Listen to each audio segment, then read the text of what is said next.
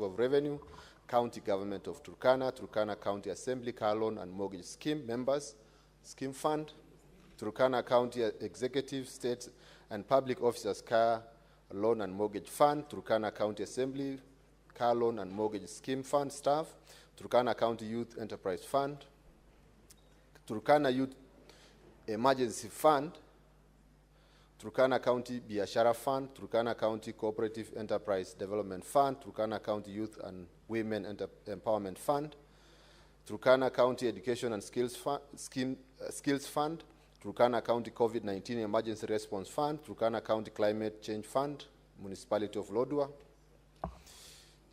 Kakuma Kalobei Municipality, Lodwar County Referral Hospital, County Government of Turkana, Lopiding Level 4 Hospital, County Government of Turkana, Lokitang Sub-County Level 4 Hospital, County Government of Turkana, Lodwar Water and Sanitation Company Limited, Turkana Water Services Fund.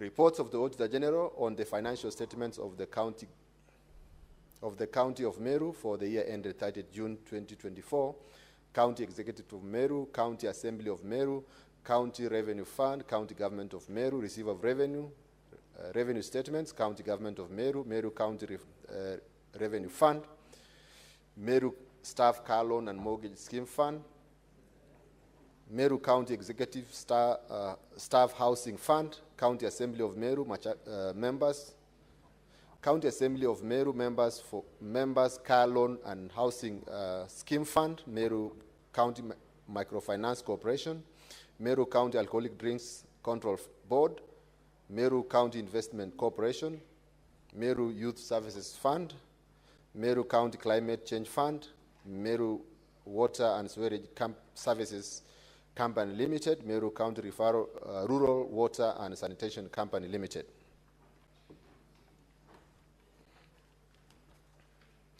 Reports of the Auditor General on the financial statements of Mombasa County for the year ended 30th June 2024, County Executive, County Assembly of Mombasa, County Revenue Fund, County Government of Mombasa, Receive of Revenue, County Government of Mombasa, Mombasa County Assembly, Car Loan and Mortgage Fund, Mombasa County Elimu Scheme, Mombasa County Alcoholic Drinks Control Fund, Mombasa Investment Corporation, Mombasa County Consolidated Revolving Fund, Mombasa Water Supply and Sanitation Company Limited. Reports of the Auditor General on the financial statements of the County of Samburu for the year ended 30th June 2024, County Government, County Executive of Samburu, County Assembly of Samburu, County Revenue Fund, County Government of Samburu, Receive of Revenue, Revenue Statement, County Government of Samburu, Samburu County Executive Staff Mortgage Members Scheme Fund, Samburu County Assembly Car Loan and Mortgage Fund, Samburu County Communities Conservancies Fund, Samburu County Bursary Fund, Samburu County Youth and Women Enterprise Fund, Samburu County Persons Living with Disability Fund, Samburu County Persons Living with Disability Fund, Samburu County Financing Locally Led Climate Action Fund, Samburu County Teaching and Referral Hospital, County Government of Samburu, Samburu Water and Sanitation Company Limited. Report of the Auditor General on the financial statements of Samburu County Financing Locally Led Climate Action Program for year ended 30th June 2023. Reports of the Auditor General on the financial statements of the Nyamira County for the year ended 30th June 2024, Nyamira County Referral Hospital, County Government of Nyamira, Masaba District Level 4 Hospital, County Government of Nyamira, Manga Sub-County Level 4 Hospital, County Government of Nyamira.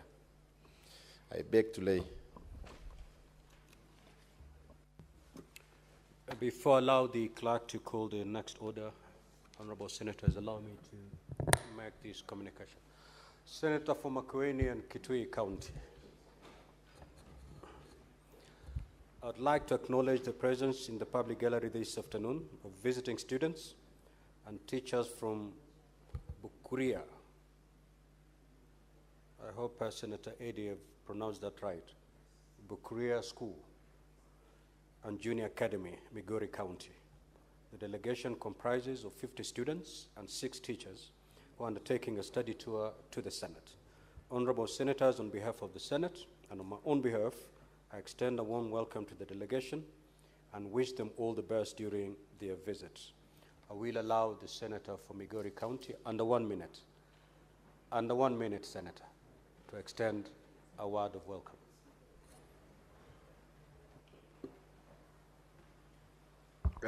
Mr. Speaker, I thank you. This is a very special group, definitely, Mr. Speaker. I know you're stressed under 1 minute, and I want to keep it under 1 minute to welcome them to the Senate. But, Mr. Speaker, this is a group that you should meet because they are from Keancha, actually, in Kuria West constituency. And some of the most marginalized communities that we have in this country. And I'm very proud to see them here today because I started my journey also in the same area in a place called Kiburanga Primary in Kuria as an adopted young man by the Kuria community.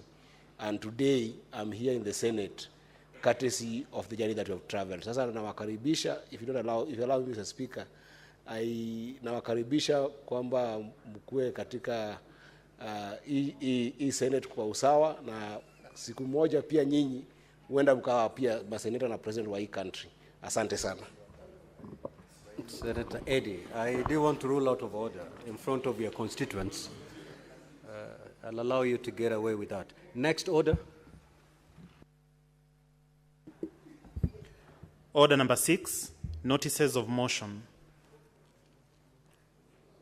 Order number 7, questions and statements. Statements pursuant to Standing Order 52-1. Honorable Senator Hezena.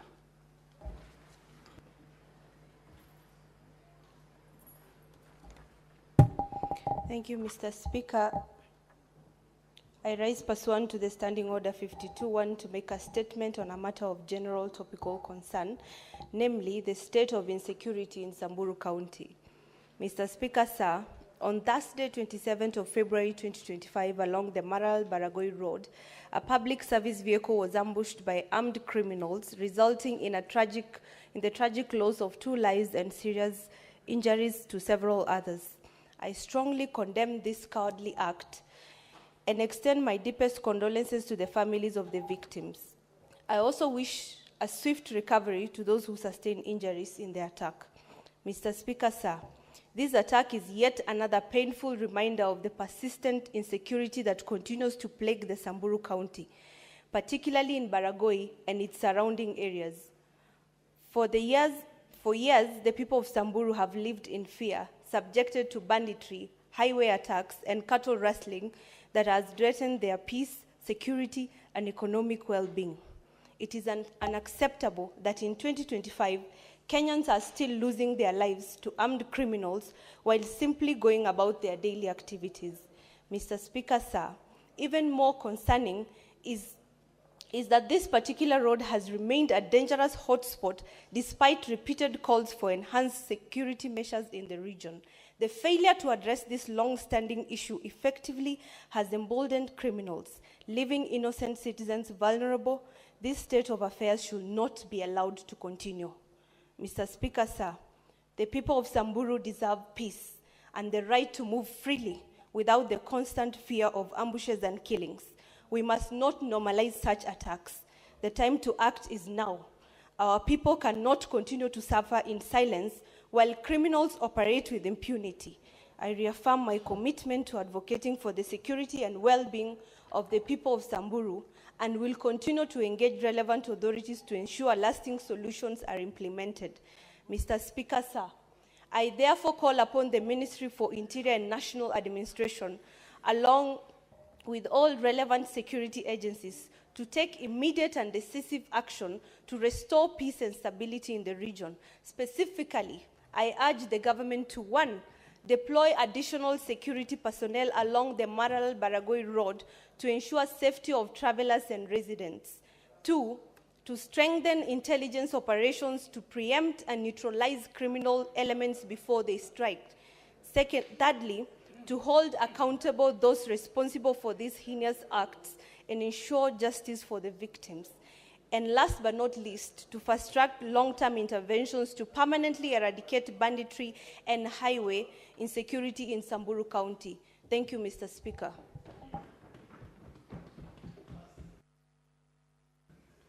Honorable Senator Hamida Kibwana.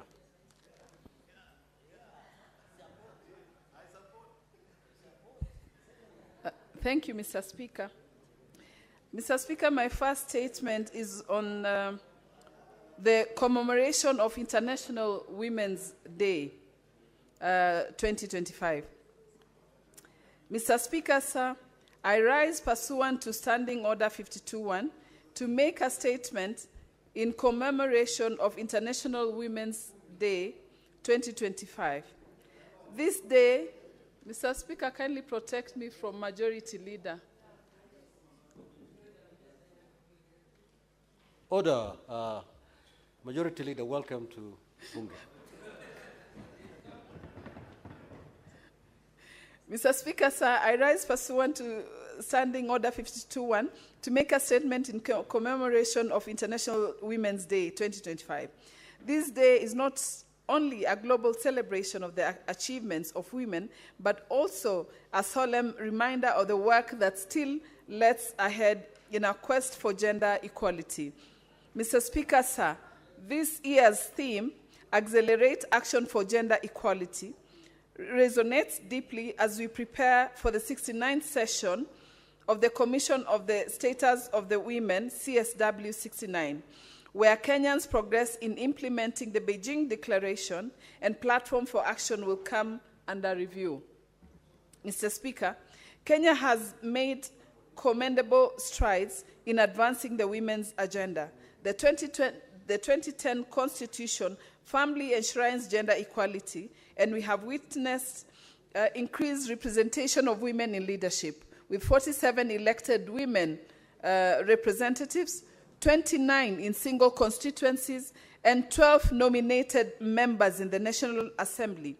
In the Senate, we have 3 elected women senators and 18 nominated ones, and a historic 7 women elected as county governors. Mr. Speaker, sir, women now head 7 key ministries, including health, defense, lands, public works, housing, and urban development. Prominent women hold constitutional offices such as Attorney General, Auditor General, Controller of Budget, and Chief Justice. Additionally, women lead independent commissions like the National Gender and Equality Commission, NGEC, and the Commission of Administrative Justice, Office of the Ombudsman. We also celebrate the appointment of Chief Justice Martha Koome, the first woman to hold this esteemed position in our nation's history.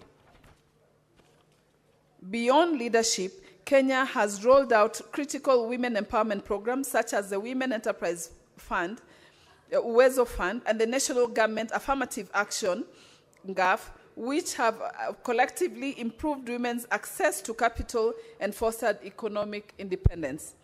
Legislative, we have enacted the Sexual Offences Act, the Prohibition of Female Genital Mutilation Act, and Protection Against Domestic Violence Act, all pivotal in protecting women's rights and addressing gender-based violence, GBV.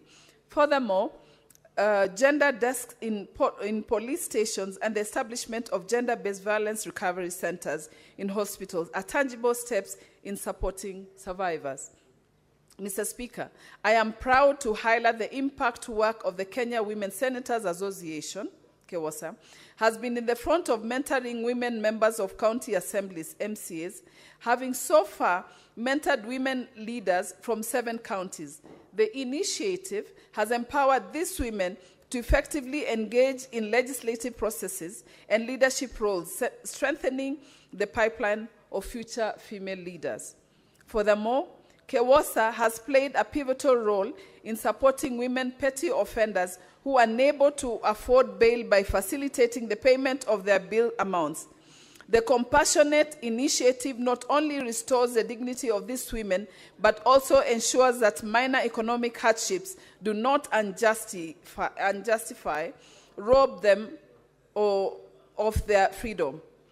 I extend my heartfelt appreciation to the women senators for their unwavering support and invaluable contributions to these programs.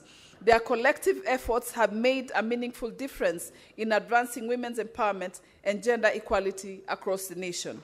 Mr. Speaker, sir, while we acknowledge these strides, we must also confront the persistent challenges. The two-thirds gender rule remains an unfulfilled constitutional requirement, and gender-based violence continues to rob women and girls of their dignity and safety.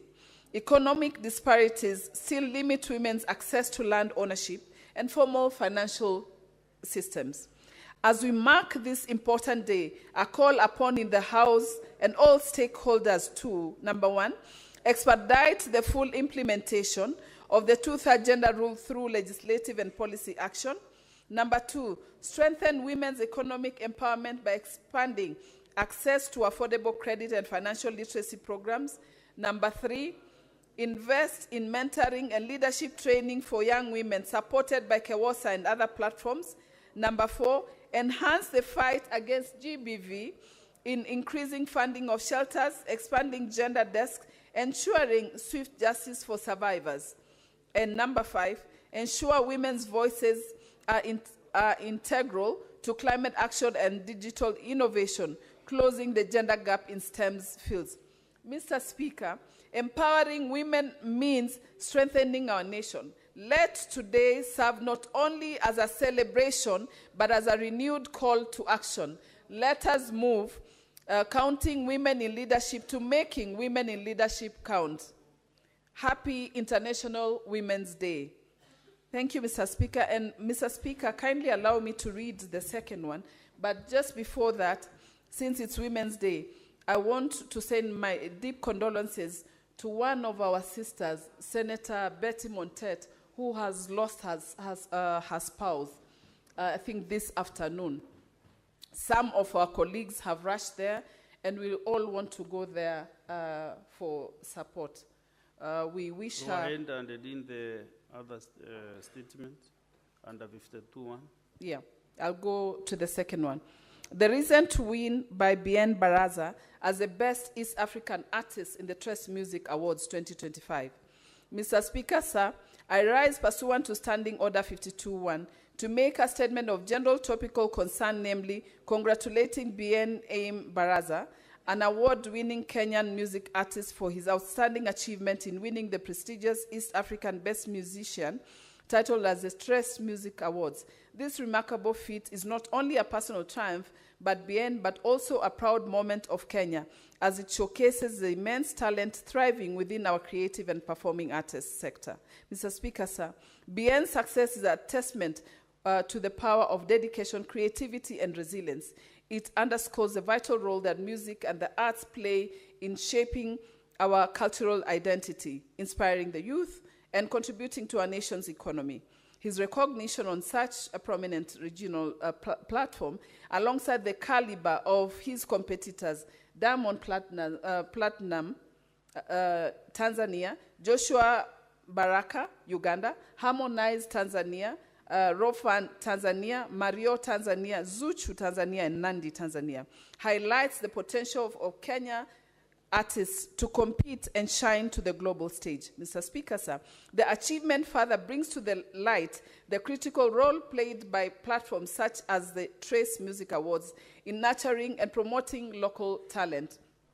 Tres, established in 2003, is a global music and entertainment platform dedicated to promoting urban and contemporary African music. It originated from a cable TV network in France and has since grown into a powerful media brand, operating music channels, radio stations, and digital platforms across Africa and beyond. Tres has provided an individual stage for young artists, offering them the opportunity to showcase their creativity, expand their reach, and gain international recognition. It is through such opportunities that our youth are empowered to transform their artistic passions into meaningful careers. Mr. Speaker, sir, in light of this, I wish to urge the government to, number one, promote and incentivize the creative and performing artist sector by increasing funding, establishing mentorship programs, and providing grants for young artists.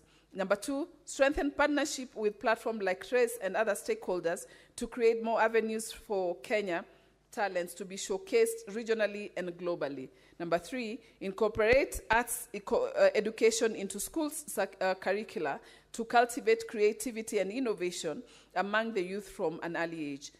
Number 4, support the establishment of art hubs and music academies across the country to provide safe and a nurturing space for young creatives to learn and grow. Mr. Speaker, sir, as we celebrate BN's victory, let this moment serve as a reminder of the boundless potential within our youth and the need to invest in their talents by fostering the environment where art and creativity nourishes and flourish. We not only empower individual artists, but also strengthen Kenya's cultural and economic landscape. Congratulations once again to BN Baraza. Your win is Kenya's win. I thank you, Mr. Speaker. Thank you. And since you have mentioned our condolences to Betty Montens, to her as the senator, nominated senator, and to her family. So the Senate stands with her during this time of grief and sorrow. Now we go to statements and standing under 53.1. Senator James Murango. You, okay.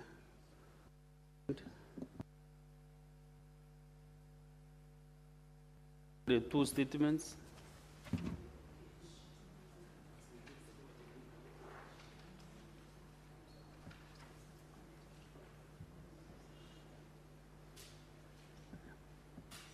And that solidarity is so nice. Is your predecessor in the agriculture, former chair agriculture. Thank you, Honorable Speaker. Request for statement on behalf of Senator James Murango, MP, Senator for Kirinyaga County, on the suspension of health care services under Social Health Authority SHA insurance cover by private hospitals. Mr. Speaker, sir, I rise pursuant to Standing Order 53.1 to seek a statement from the Standing Committee on Health regarding the suspension of healthcare services under Social Health Authority insurance cover by private hospitals affiliated with the Rural and Urban Private Hospitals Association of Kenya, RUFA. In the statement, the committee should, 1, state reasons for the suspension of healthcare services under the Social Health Authority SHA insurance cover by private hospitals affiliated to the Rural and Urban Private Hospitals Association of Kenya, explaining how this suspension affects access to healthcare services across the country. 2, explain any steps taken by the Ministry of Health to facilitate prompt resumption of normalcy in delivery of healthcare services in the affected facilities while the issues raised by RUFA are being addressed. And 3, outline the measures in place to facilitate the conclusive resolution of the issues raised by RUFA, as well as to prevent similar disruptions in future. Honorable Speaker, the second statement on the migration of Inua Jamii program beneficiaries to the eCitizen M-Pesa payment platform. Mr. Speaker, sir, I rise pursuant to Standing Order 53.1 to seek a statement from the Standing Committee on Labor and Social Welfare regarding the challenges faced by beneficiaries of Inua Jamii program following migration to the eCitizen M-Pesa payment platform. In the statement, the committee should, 1, provide a progress report on the migration of Inua Jamii program beneficiaries to the eCitizen M-Pesa payment platform, particularly in Kirinyaga County. 2, outline the challenges encountered in the migration process and any actions taken to address them, stating what the Ministry of Labor and Social Protection is doing to ensure the new system is reconfigured to recognize identity card numbers held by many of the older citizens. And finally, 3, state whether the government has put in place measures to ensure that beneficiaries who are experiencing challenges migrating to the new system receive their benefits on time while the challenges are being addressed. Senator James Murango, MP, Senator for Kirinyaga County.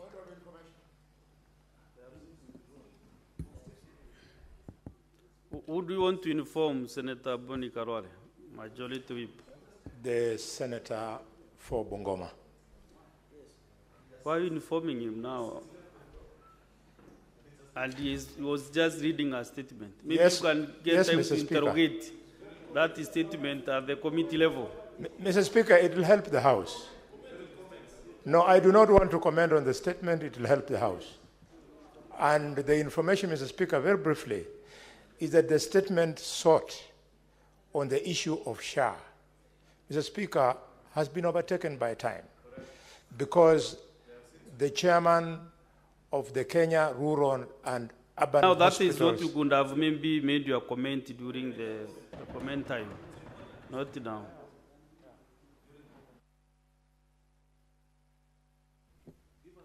Senator Andy Okech, there are several still other statements. Sema Baba. Thank you, Mr. Speaker. Mr. Speaker, today the majority leader is in a very high spirit, which is very good. But Mr. Speaker, also just allow me, through your honor, to convey my deepest condolences to our colleague, Senator Montet. She has been an industrious member of this House and recently elected a chair of education. And the loss of the spouse is really a painful one, and we say sorry. Let me proceed to my statement. I will kind that maybe you'll create some time for that particular. Absolutely, time that to would do be highly appreciated, Mr. Yes, Speaker. so that we can do some work. Then I will create some time for the condolences. Highly, thank you for your kindness, Mr. Speaker. That would be very, very highly appreciated. Mr. Speaker, this is a request of a statement on lack of transparency in the financial operations of the Migori County government. And Mr. Speaker, through your honor, I rise pursuant to Standing Order 53-1 to seek a statement from the Standing Committee on Finance and Budget regarding the lack of transparency in the financial operations of Migori County government.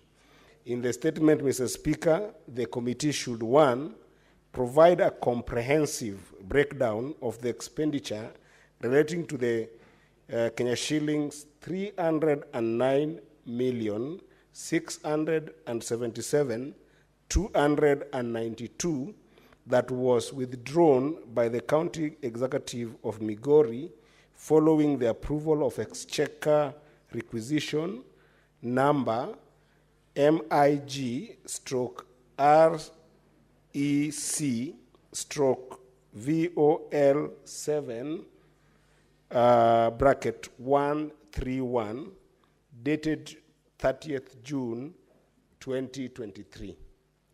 Secondly, Mr. Speaker, in the statement, the committee should provide a detailed account of expenditure by the county government of Migori on bursaries in the year 2023-2024 financial year, including copies of receipts for each payment or acknowledgement letters from the receiving schools, colleges, and universities.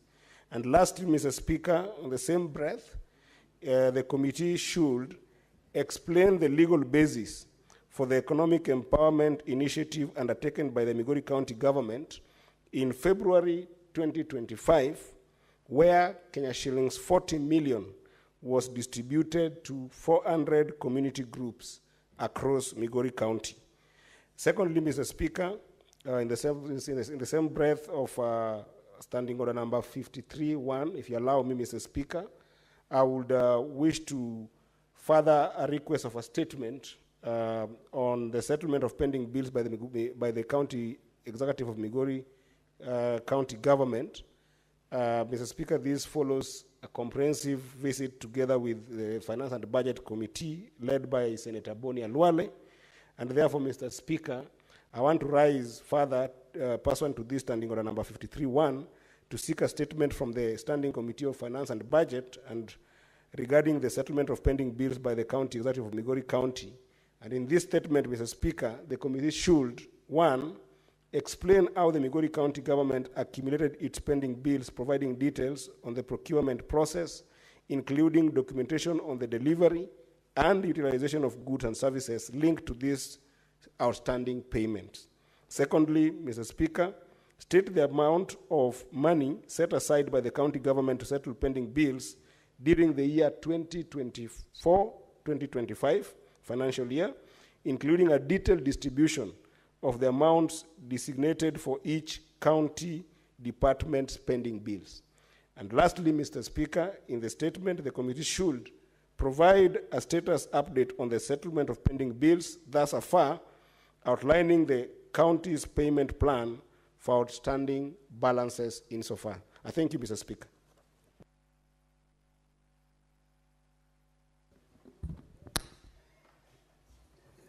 Senator Eddy.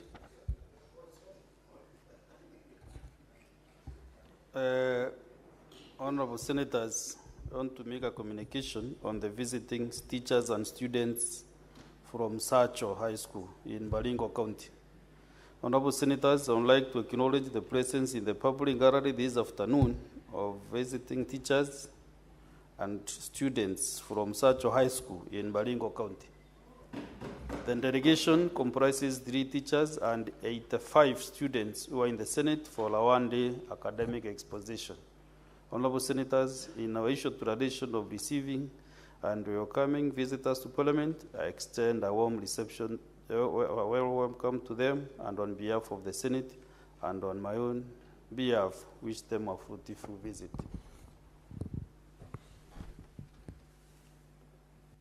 Senator Mutinda, why are you raising your hand up? Yes, you did. Okay, go ahead. 1 minute. Thank you, Mr. Speaker. I want to take this opportunity to welcome the great, smart students, and as we can be able to see, and to really encourage you to pursue further. Education has no limit. It's the only thing, the only weapon that you can always pride it, and nobody can take education away from you. As Senate, we want to wish you the very best, go to the highest levels, and just know, as we are here, you can also have an opportunity to be here. God bless you. Okay, thank you. Next statement by Senator Karungo Dango.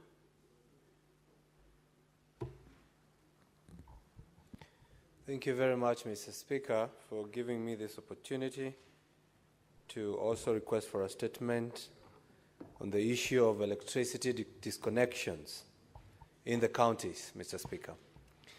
Mr. Speaker, I rise pursuant to the Standing Order 53.1 to seek a statement from the Standing Committee on Energy regarding the continued disconnection of electricity by the Kenya Power and Lighting Company, Kenya Power, and its overall engagement with the county governments and individual consumers.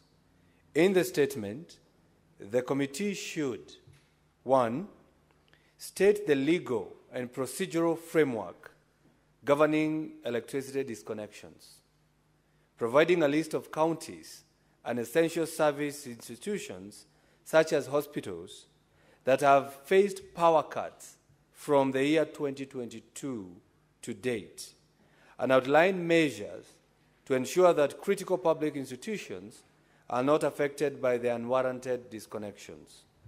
2, state the amount in electricity bills owed by county governments, particularly Nairobi, Mombasa, and Kiambu, which are reported to have the highest outstanding balances, and indicate whether Kenya Power has issued or intends to issue disconnection notices to these counties.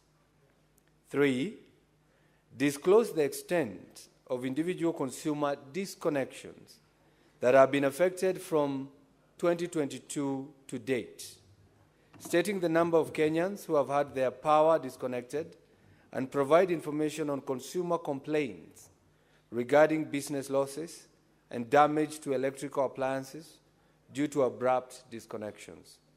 And 4, outline any compensation mechanisms available to be affected consumers and the steps Kenya Power is taking to ensure fair and transparent engagement with the public and individuals and the county governments. Mr. Speaker, I request. Thank you. Next statement by Senator Esther Okenyuri. Senator Chalagay, were you given instructions to do that? Yeah?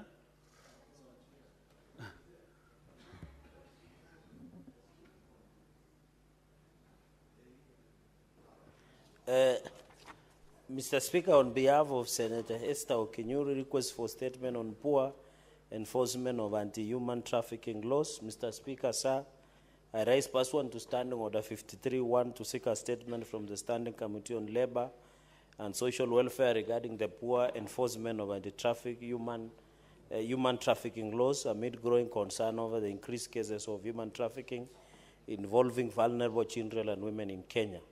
In the statement, the committee should, 1, provide a detailed report on the measures in place to protect homeless mothers and their infants from abductions, stating the steps taken to investigate reported cases of baby snatching on the streets of Nairobi and other urban centers. Number 2, Mr. Speaker, indicate the mechanisms the government has implemented to ensure prompt reporting, tracking, and recovery of trafficked children, and highlight the successes recorded since implementation. Number 3, Speaker, sir, outline measures the government has undertaken to ensure full enforcement of adoption laws. Number 4, provide data on child trafficking cases and reported illegal adoptions, detailing the number of cases investigated, reversed, and the perpetrators prosecuted in the last 5 years. Number 5, disclose the loopholes in the civil registration process that allow traffickers to illegally obtain birth notifications and certificate documents, and state corrective actions being taken. And finally, Mr. Speaker, sir, outline the measures being implemented to enhance security in birth registration centers on behalf of Senator Esther Okenyuri, MP, nominated senator. I thank you, Mr. Speaker. Last but not the least is a statement by Senator Jackson Mandago.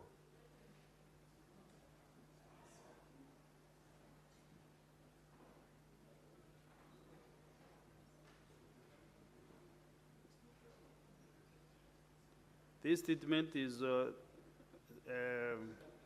directed to the Standing Committee on Agriculture, Livestock and Fisheries regarding the status of purchase of wheat from Kenyan farmers.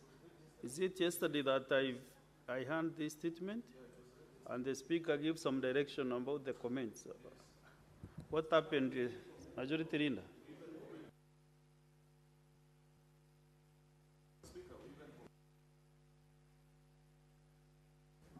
I think maybe it should be just a small typo, but we commented about it, Speaker. Okay. Then we go to, I want to give a few senators. No. Oh, yeah, you have the last one, Senator. Okay. Thank Senator you. Aminda. Thank you, Mr. Speaker. This one, my statement is on the recent wave of wildfires ravaging forests in the country. Mr. Speaker, sir, I rise pursuant to Standing Order 53-1 to seek a statement from the Standing Committee of Land, Environment and Natural Resources regarding the recent wave of wildfires that have ravaged various forest reserves and national parks across the country, including the Aberdares, Isiolo, Nairobi Park, the Mau Forest, and Mount Kenya Forest. In the statement, the committee should, 1, explain the causes of the recent wildfires and indicate whether preliminary investigations suggest arson or other human activities as contributing factors. Number 2, outline specific measures and strategies that the Ministry, the Kenya Forest Service, KFS, and the Kenya Wildlife Service, KWS, have implemented to mitigate the spread of these wildfires and protect our forest reserves. Number 3, assess the level of preparedness of the ministry and relevant agencies in terms of available resources, such as firefighting equipment, personnel, and technology to effectively respond to such environmental disasters. Number 4, state whether any individuals or groups suspected of involvement in arson or other criminal activities related to the wildfires have been identified and prosecuted. And finally, elaborate on any long-term strategies, policies, and legislative frameworks that the ministry is putting in place to prevent and manage wildfires, rehabilitate the affected areas, and protect our fragile ecosystems. I thank you, Mr. Speaker. Thank you. And standing order 57-1, Majority Leader. Thank you, Mr. Speaker. Mr. Speaker, I rise pursuant to standing order number 57-1 to hereby present the business for the week that commences Tuesday, the 11th of March 2025. Mr. Speaker, sir, before I make this presentation, allow me to give the status of legislative business pending before the Senate. Mr. Speaker, there are 55 bills, of which 43 are at the second reading stage and 12 are at the committee of the whole. 31 motions are pending conclusion, 25 petitions are pending conclusions, out of which 17 are due for reporting by the respective standing committees, and 523 statements pursuant to standing order number 53-1 are pending conclusion. Mr. Speaker, sir, on Tuesday, the 11th of March 2025, the Senate Business Committee will meet to consider the business for the week. The tentative business for that day will include business not concluded from today's order paper, as well as the business indicated in the notice paper. The tentative business for morning sittings on Wednesday, 12th of March, will include schedule of questions to the various cabinet secretaries, as well as business that will have been approved by SBC on Tuesday, and motions as well. There are questions to the Cabinet Secretary for Defense by Professor Tom Ojienda, Senator Eddie Okech, Senator Tom Ojienda to the CS for Defense. Then there are two questions to the CS for Water, Sanitation and Irrigation by Senator Eddie Okech and Senator Dan Mahanzo. I hope Senator Sifuna will be in the House, Mr. Speaker, to meet your constituent, who he said he has never met that day. Then there is a question, Mr. Speaker, to the CS for Agriculture by Senator Murango, both questions actually, Mr. Speaker. Then the tentative business for the afternoon sitting on Wednesday, the 12th of March 2025, will include business not concluded from the order paper for Tuesday, the 11th of March 2025. And the following: the bills that are second reading stage, which is a PFM amendment bill, sports amendment bill, and the county wards equitable development bill. Then there are committee of the whole bills, which include ECD amendment bill, energy amendment bill, county public finance laws amendment bill, county government election laws amendment bill, the county assembly services bill, the street vendors bill, local content bill, land amendment bill, cooperative societies bill. The projected business for Thursday 13th will include business not concluded in the order paper for Wednesday the 12th of March 2025 and any other business schedule. Mr. Speaker, it's worth noting to the House that since we resumed this session, we have never voted for any business beyond a voice vote. So I want to urge colleague senators that I know you're busy with a lot of committee sittings and other business beyond the voting, but it is equally important to vote and pass legislation. Mr. Speaker, I hope that next week we shall raise the requisite numbers to conclude all these businesses that I've read, some of which are bills that date back to, I think, as early as 2015, if I may recall. The first time I heard of this local content bill, Mr. Speaker, was 2015 in this House, and it's still in our order paper. It's gone full circle.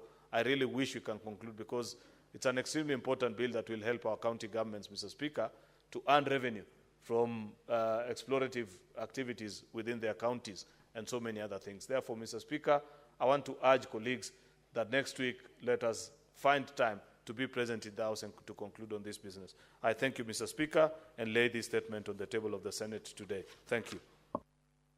Thank you, Majority Leader. We now go to brief comments for the next almost 15 minutes. Senator Sifuna Edwin. Thank you, Honorable Speaker. I could sense some anxiety on the part of the majority whip when the statement by the Kirinyaga Senator Morango was being read.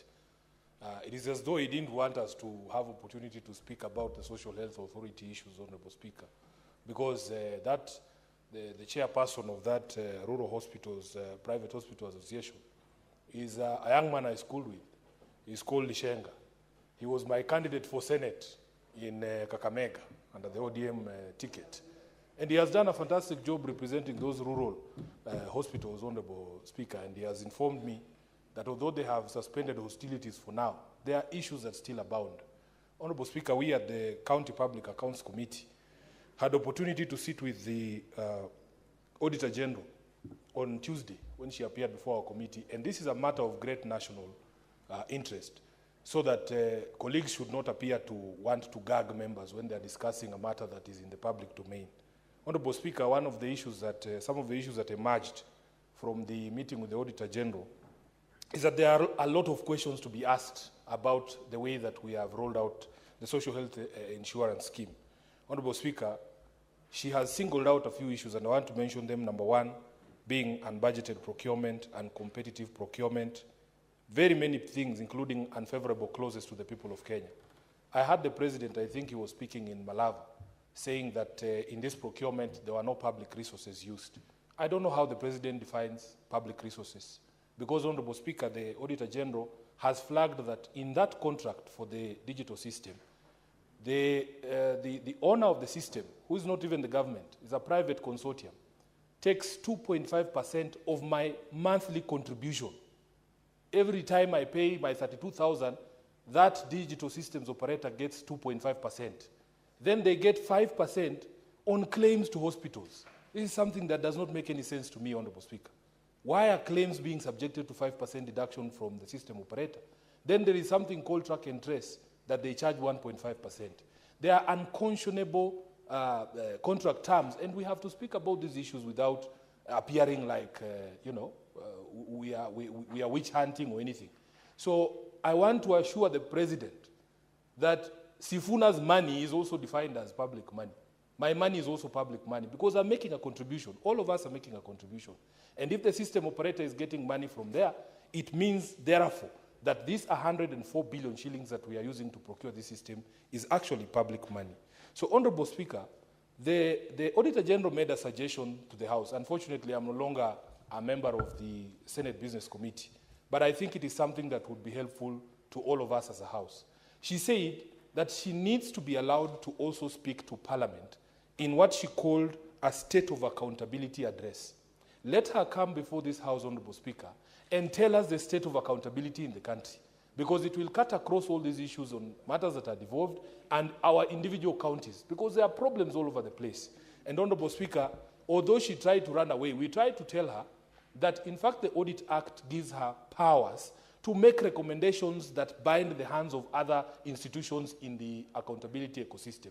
Because according to her, she says that it is now the responsibility of Parliament, after she has said that there were 4 material breaches of the law in the procurement of the system for SHA, that it is now up to us to make recommendations. But the Audit Act also asks her to make recommendations. If they are saying that Parliament is the weak link in the accountability ecosystem, that we can be compromised, or that somehow her recommendations never see the light of day, let her tie Parliament's hands by saying, in these 4 breaches of the law in procurement of this system, the following officers at SHA are responsible. The following PSs, the following cabinet secretaries should be held to account. And that way, if we as a House want to change her recommendation, we will be the ones to explain to the public why we are letting thieves go. I thank you, Honorable Speaker.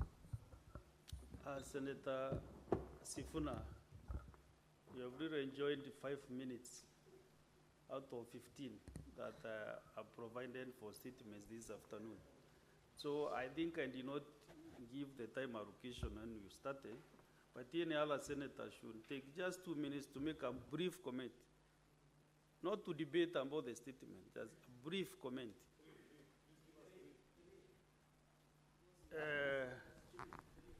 Senator Majority Leader. Mr. Speaker, it will be unfair to us, but we'll try anyway to do justice to a very important national conversation that's ongoing. 3 minutes each. I will try within 3 minutes. Mr. Speaker, I want to agree with what Senator Boni Alwale was informing the House, that now this so-called Rural Hospitals Association has eventually come to terms with the reality of the day. You know, when the minister was here last week, Mr. Speaker, what came out unequivocally out of the conversation she had with the House is that what the hospitals were complaining about was not SHA. What they were complaining about were the historical debts that they have with NHIF. And finally, when they have been assured that there is a process after which the verification process is done, they will be paid their money, you have seen they have resumed services. But what I like more about this program, Mr. Speaker, is that when I visited my own county referral hospital 2 weeks ago, the medical superintendent informed me that every month they used to write off bills between 7 to 10 million shillings from ordinary citizens of the county who, after being treated, will tell the doctors, see what to do with me. But now, because of this program, that debt has reduced to about 1 million shillings. What this confirms, Mr. Speaker, is that as we continue to deepen this program into the minds and hearts of ordinary Kenyans, Mr. Speaker, our public hospitals will have the resources to run, because public default by ordinary citizens who could not afford medical insurance will now become a thing of the past. On this issue, Mr. Speaker, of the matter that has been raised by the Auditor General, I would wish, Mr. Speaker, that either our health committee or even the entire sitting of the House unravel some of these questions. Because, Mr. Speaker, you know, this is a country that is governed by the rule of law. It will be important for citizens to know whether what is being alleged is actually true or false. Because I have read that particular report that Senator Sifuna is referring to. And there are certain questions that I want to have also with the Auditor General on how she arrived on some of these fundings. For example, Section 559.2 of her reports, she faults and says that the procurement method that was used was a breach of the law. Yet, Section 114 of Public Procurement and Disposal Act provides for specially procured goods and services in this country, Mr. Speaker. This is not the first time that government is using this mode, Mr. Speaker, of procuring goods and services. So it will be important for us to tell us whether, at what point did she declare this breach, Mr. Speaker, and why does she feel that certain sections of the law cannot be applied, Mr. Speaker? Yet, to the best of my recollection, this section of the law has not been injuncted by any court. It is part of the law that is still active and being used in court.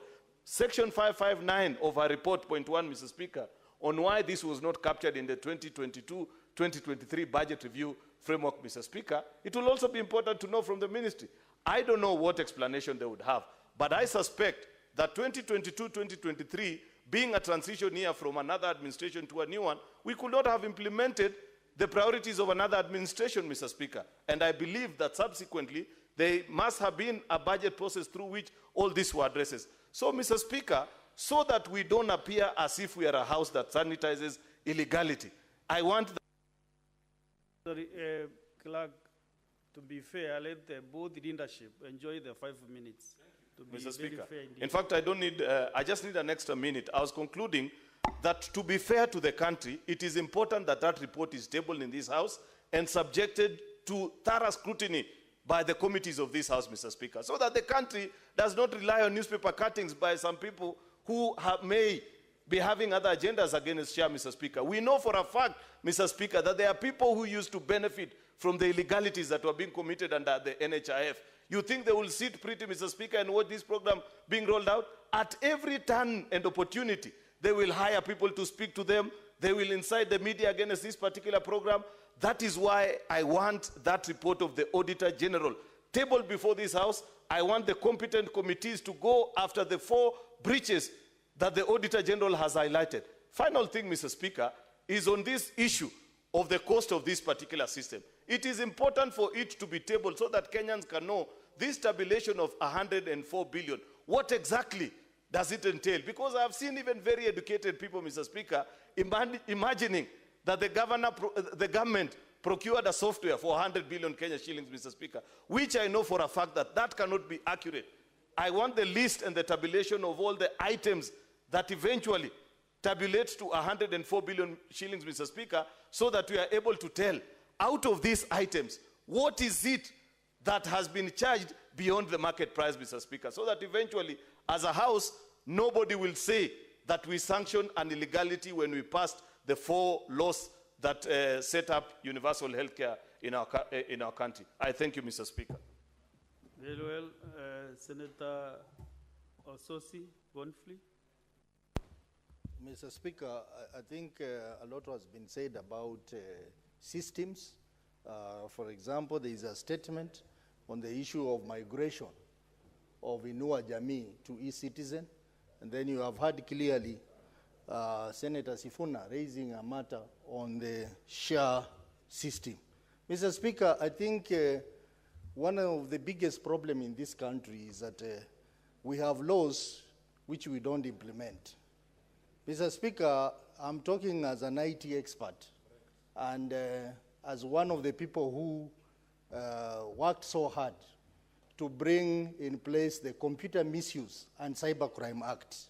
And in that law, it is very clear that big systems supporting the government must be licensed as a critical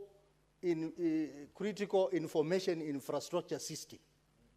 And the best practice globally is that such systems should not be operated by private individuals. That's the global practice. And such systems must be cost effective. I think one of the things that we need to look at moving forward as a House is to go back to that law and come up with the regulations on how systems that support the public sector or the government are defined in line with the Computer Misuse and Cybercrime Act. That way, we'll be able to avoid all these challenges we are talking about, operational issues, cost issues of this system. Mr. Speaker, this is something that I want, on behalf of this House, to be given the privilege to guide this House on that, how that should be done, because it has been done in other countries as well. Mr. Speaker, the second issue is the issue of the pending bills. Mr. Speaker, I've sat in this House, and almost every day, every senator is bringing the matter of pending bill in his county. We have even had a motion passed by this House, brought by Senator Ladama, on the issue of the pending bills. But why are we not making progress, Mr. Speaker? Why are we not making progress as a Senate on this matter? I therefore want to ask the Finance Committee that we need to deal with this matter of pending bills with finality, because our people, our contractors in the counties are suffering. And we are coming here just discussing, asking governors to appear before us, and nothing happens. It's like the institutions in our counties are not being managed by us. So, Mr. Speaker, I want to request that if the Finance Committee is not able to resolve this issue,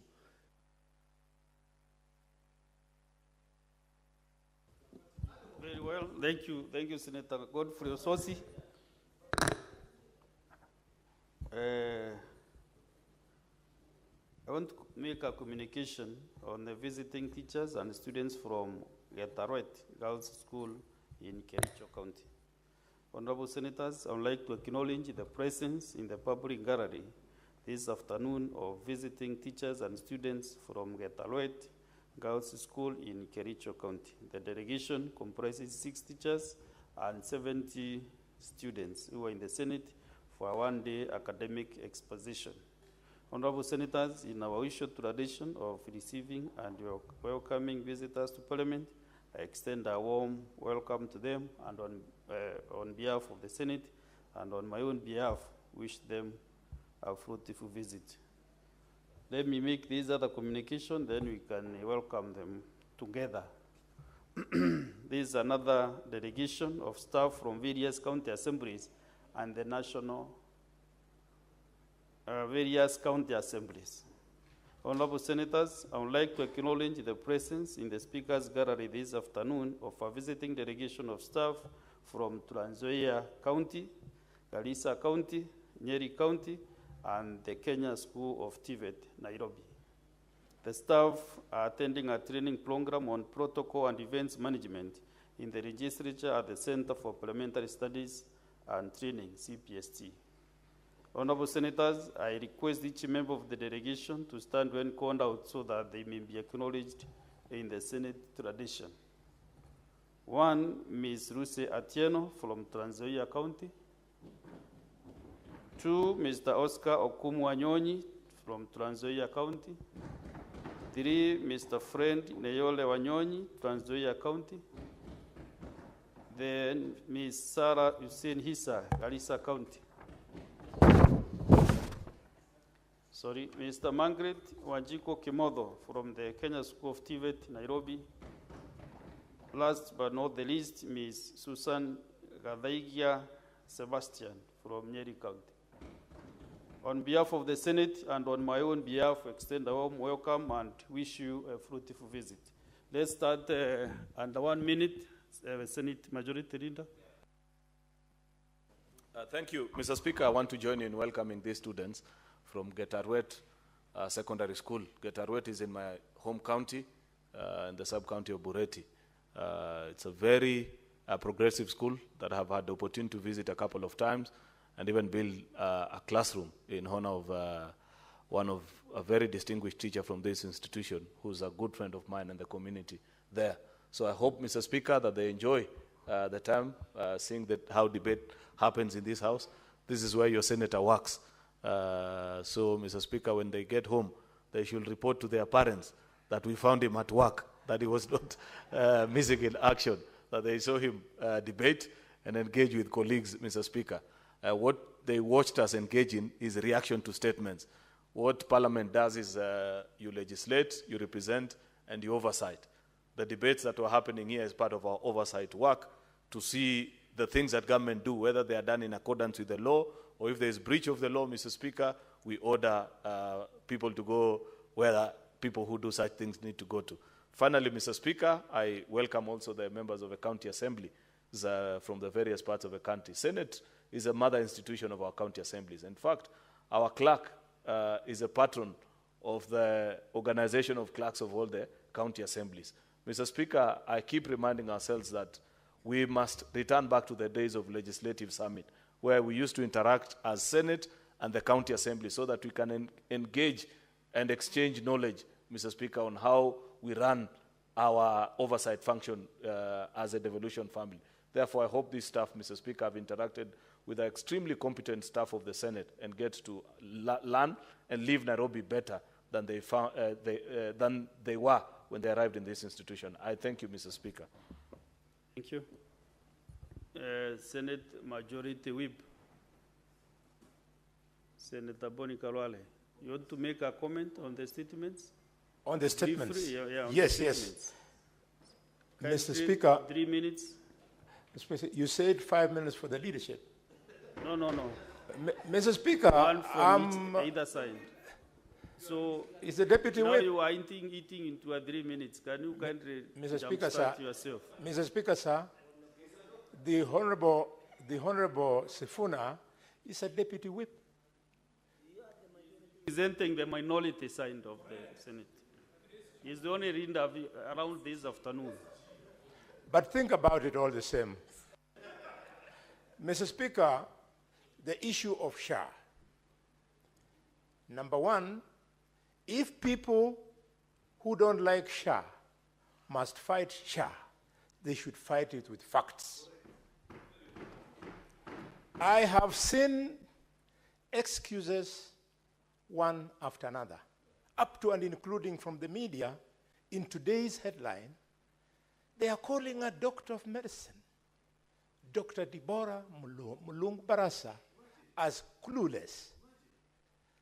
A girl who scored a straight A, went to the School of Medicine at the University of Nairobi, qualified without being referred in a single subject, went on and specialized in internal medicine, and you call her clueless?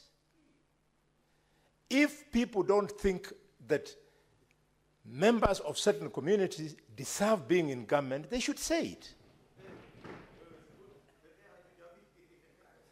the purpose of the broad-based government could not possibly have been, Mr. Speaker, that you age out Mlongo. We want Mlongo to be respected, to be allowed to work. Number two, I am one of the leaders in this country who has expressed my reservations about SHA. Not because SHA is bad, but because being an expert on medicine, surely I know something. The problem with SHA is the funding model. Nowhere in the world, Mr. Speaker, can you roll out universal health care for the Republic using private members' contributions only. The leadership of this country, we must help the government to see the positive side of SHA, and we improve on its proposal without looking like when you speak to it, you are anti-government. Mr. Speaker, in the United Kingdom, where universal health care is successful, funding is from three limbs. One, funding from members' contributions, the way Sfuna has explained. Two, funding from injection from the national treasury, the exchequer. And three, out of pocket. Mr. Speaker, we must put the national government as parliament under pressure so that the 134.5 billion shillings, give me a second. Give the Daktari 1 more minute. Thank you. Mr. Speaker, so that the 134.5 billion shillings that remains here at Afya House when health is fully devolved, left at Afya House to be abused, that money, either 50% or 60%, should be rolled into SHA, SHIF. Mr. Speaker, if we don't do this, then the women today who are in the maternity ward in Provincial General Hospital, Kakamega, they are there today. They have been imprisoned because they did not clear the bills. Their husbands are screaming. They are in my home every morning. They are saying, my wife has been arrested after giving birth, and yet the last time when she gave birth, I walked in with an NHIF card, and I was given my wife and the child. Those are the people who voted for me. And those are the people I will speak for. Those are the people who deserve representation, not you rich people. Every time I see people say, oh, accept this going on because me, I make a contribution of, I don't know, 27, 36. That is not the point. The point is the people who vote for us, the parents of the children who did the Canary, Mr. Speaker, this afternoon. Because I know most of you, you are not any different from these people whose wives have been arrested in the province of Kakamega. Even you are lucky if your mother had delivered you in hospital, she would have been arrested. You were delivered in a banana plantation like myself. That is how serious it is, Mr. Speaker. And SHA must more be... than 1 minute that I give Senator. Mr. Speaker, in conclusion, SHA must be properly thought through. The government made an error in trying to roll out a very good thing without proper piloting, Mr. Speaker. Must be now concluding the statements. I can see the Senator Manzo is not ready. Then I give Senator Chalage. Mr. Speaker, just on the issue of Social Health Authority, I want to caution the Office of the Auditor General, while under Article 229, the Office of the Auditor General is very critical in auditing. And I am the biggest champion of transparency agencies in the country. But Mr. Speaker, we should not allow the Auditor General to sensationalize a very critical and important government program. And therefore, and media also has been part of this wider scheme, Mr. Speaker, of centralizing stories. Yet under Article 229, sub-Article 8, Parliament has a role, Mr. Speaker. We need to consider these reports. It doesn't mean that when the Auditor General, Mr. Speaker, has brought a report on the issue of SHA, we take it as a gospel truth. The parliament must consider and look at the options that come out, Mr. Speaker, and therefore, this thing does not make, Mr. Speaker, you know the return of brown envelope media has been a problem in this country. And you can see even they attacking the person and stature of a cabinet secretary by calling her clueless. Yet they don't have regard on what she has already done under the Social Health Authority, Mr. Speaker. Therefore, I want to say that the Auditor General's report on SHA is a sensational story that should be taken with a pinch of salt by Kenyans who take seriously Article 229 because Parliament must consider, Mr. Speaker. Finally, on the issue of voiding payments in Migori County, Mr. Speaker, I want to ask that EACC should be on the Migori because of the voiding payment of over 300 million, Mr. Speaker. That Migori County should be declared a crime scene. How can the county government do voiding payments of more than 300 million, yet it cannot be accounted, Mr. Speaker? If the EACC was functioning, apart from arresting 1,000, 10,000 primary, Mr. Speaker, Migori County should be declared, Mr. Speaker, a crime scene. And I hope the Secretary General of ODM and Deputy Party Leader should call their governor. He always says they are the best practices in terms of protecting the evolution. The DPL, the SG, Mr. Speaker, even as we do the oversight, Just Mr. a minute, Speaker. Senator Chelagay, Senator Sifuna, what is your point of order? Honorable Speaker, is the Senator Fernandi in order to ascribe duties that are reserved for investigative agencies to a political party? Because he knows very well that political parties are not enforcement agencies when it comes to matters of alleged criminal conduct. All breaches of the law have to be sent to the proper agencies. Is he in order to invoke ODM willy-nilly? And yet this is a very powerful political party, Honorable Speaker, in matters that have nothing to do with politics. Senator Chelagay, you know, is a seasoned legislator. And he knows once the reports come to the Senate, they Yes. go to CPAC, and then CPAC makes recommendations to certain institutions. But Mr. Speaker, the Secretary General stop of being what- diversionary and No, no, it's not being you know you are guiding the Republic of Kenya, citizens of Kenya who are watching us. Yes. Mr. Speaker, I am not being diversionary or what. Mr. Speaker, you know we should avoid double standards. And When also ODM counties... don't contribute in a way that you want to injure. No, I'm not your injuring, but what colleagues I'm or saying... Other Kenyans. Mr. Speaker, the Secretary General of ODM should avoid double standards. When ODM counties perform well, he says these are best ODM counties. But when stealing or plundering of resources like Migori is happening, the SG denies, Mr. Speaker. How can he run away from his own child? ODM, Mr. Speaker, but I'm saying as a party also you have a role to bring order and discipline. Because I don't believe ODM is a party that allows corruption to thrive in their own counties that they run, Mr. Speaker. So in as much as, Mr. Speaker, in conclusion, I agree that the CPAC and PIC, Mr. Speaker, must cease this matter. And therefore, I support. Next is the Senator Tabitha Mutinda.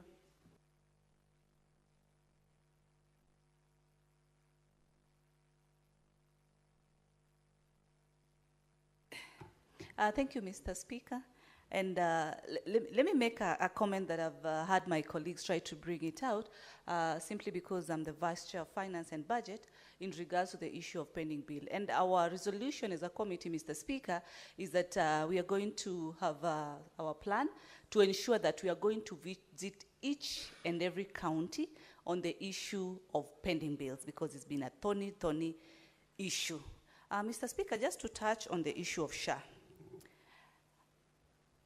SHA has really been very much politicized, diverting our focus from the people who are really in need. Mr. Speaker, us as members of parliament, we have a very executive insurance such that we are able to access very good medical services. The issue that is currently on table is affecting the common mwananchi. We should be able to have a discussion that at the end of the day brings a solution to the common mwananchi. The problem that is there is also how this communication was done. Because out of 18 million Kenyans who have registered for SHA, only 4 million are remitting. The other 14 million are not remitting, Mr. Speaker. Today, as we were looking at the PBS and the COG appeared, in their submissions, Mr. Speaker, out of the 85 billion that has been increased to go to the Ministry of Health, 30 billion almost is going to the Ministry of Health, but to be able to do other functions. And then we are also asking, this additional funding is supposed to be able to do what? Because any additional funding that has gone to the Ministry of Health should also be able to show, or strategically be able to show how much is going to be able to handle the issues of SHA. The discussion that we are having and trying to negate SHA so much and make it look so bad, yet it is one of the best programs that the government is offering. We are forgetting that you do not know when you'll get sick.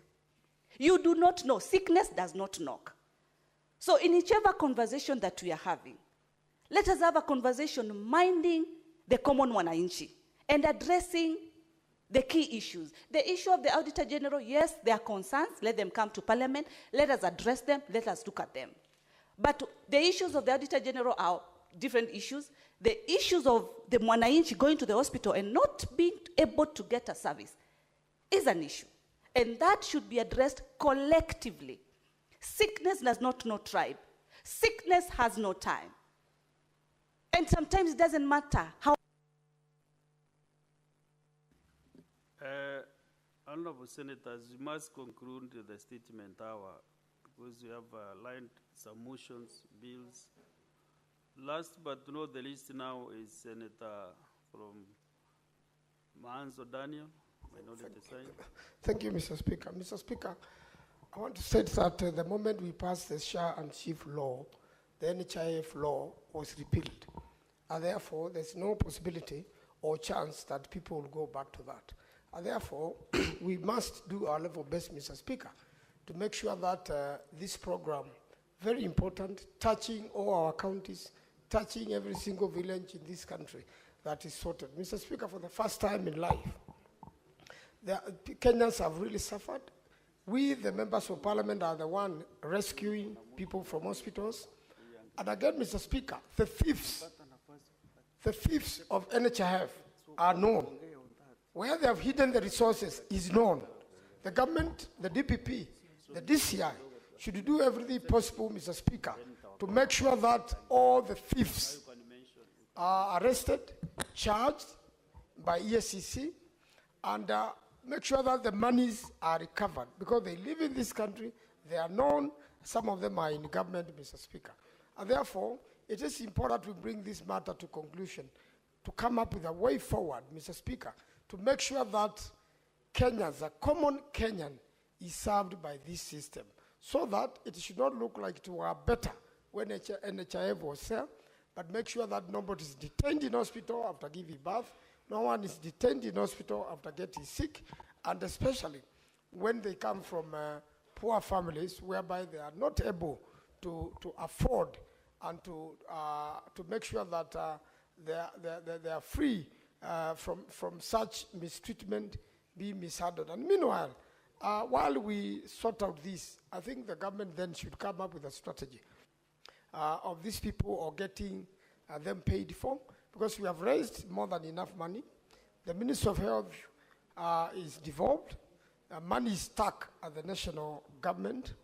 And most important, Mr. Speaker, and now those are funded, then any deficits should be taken care of by the Ministry of Health. Otherwise, I am grateful, and thank you, Mr. Speaker, for giving me an opportunity to make these comments. Thank you.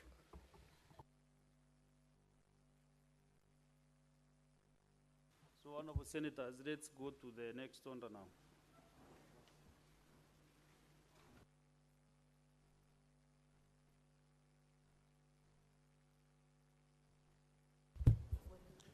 Order number 8, motion. Report of the Standing Committee on Agriculture, Livestock and Fisheries on a petition to the Senate regarding the catastrophic maize diseases that farmers in Bomet County have endured for the last 12 years. Resumption of debate interrupted on Wednesday, 5th March 2025, afternoon sitting. Question to be put.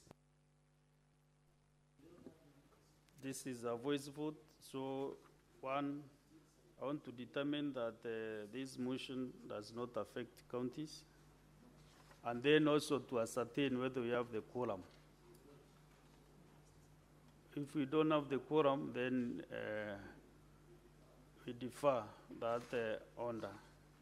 Then from order number 9, I want to reorganize the business appearing in the order paper from order number 9, 10, these are divisions, 11 and 12.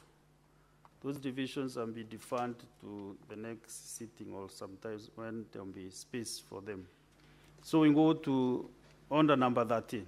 Clerk. Order number 13, motion, report of the Standing Committee on Agriculture, Livestock and Fisheries on a petition to the Senate regarding graft investigation by the Ethics and Anti-Corruption Commission, EACC, on the West Kano irrigation scheme. Chair, Standing Committee on Agriculture, Livestock and Fisheries. You move the motion, sorry.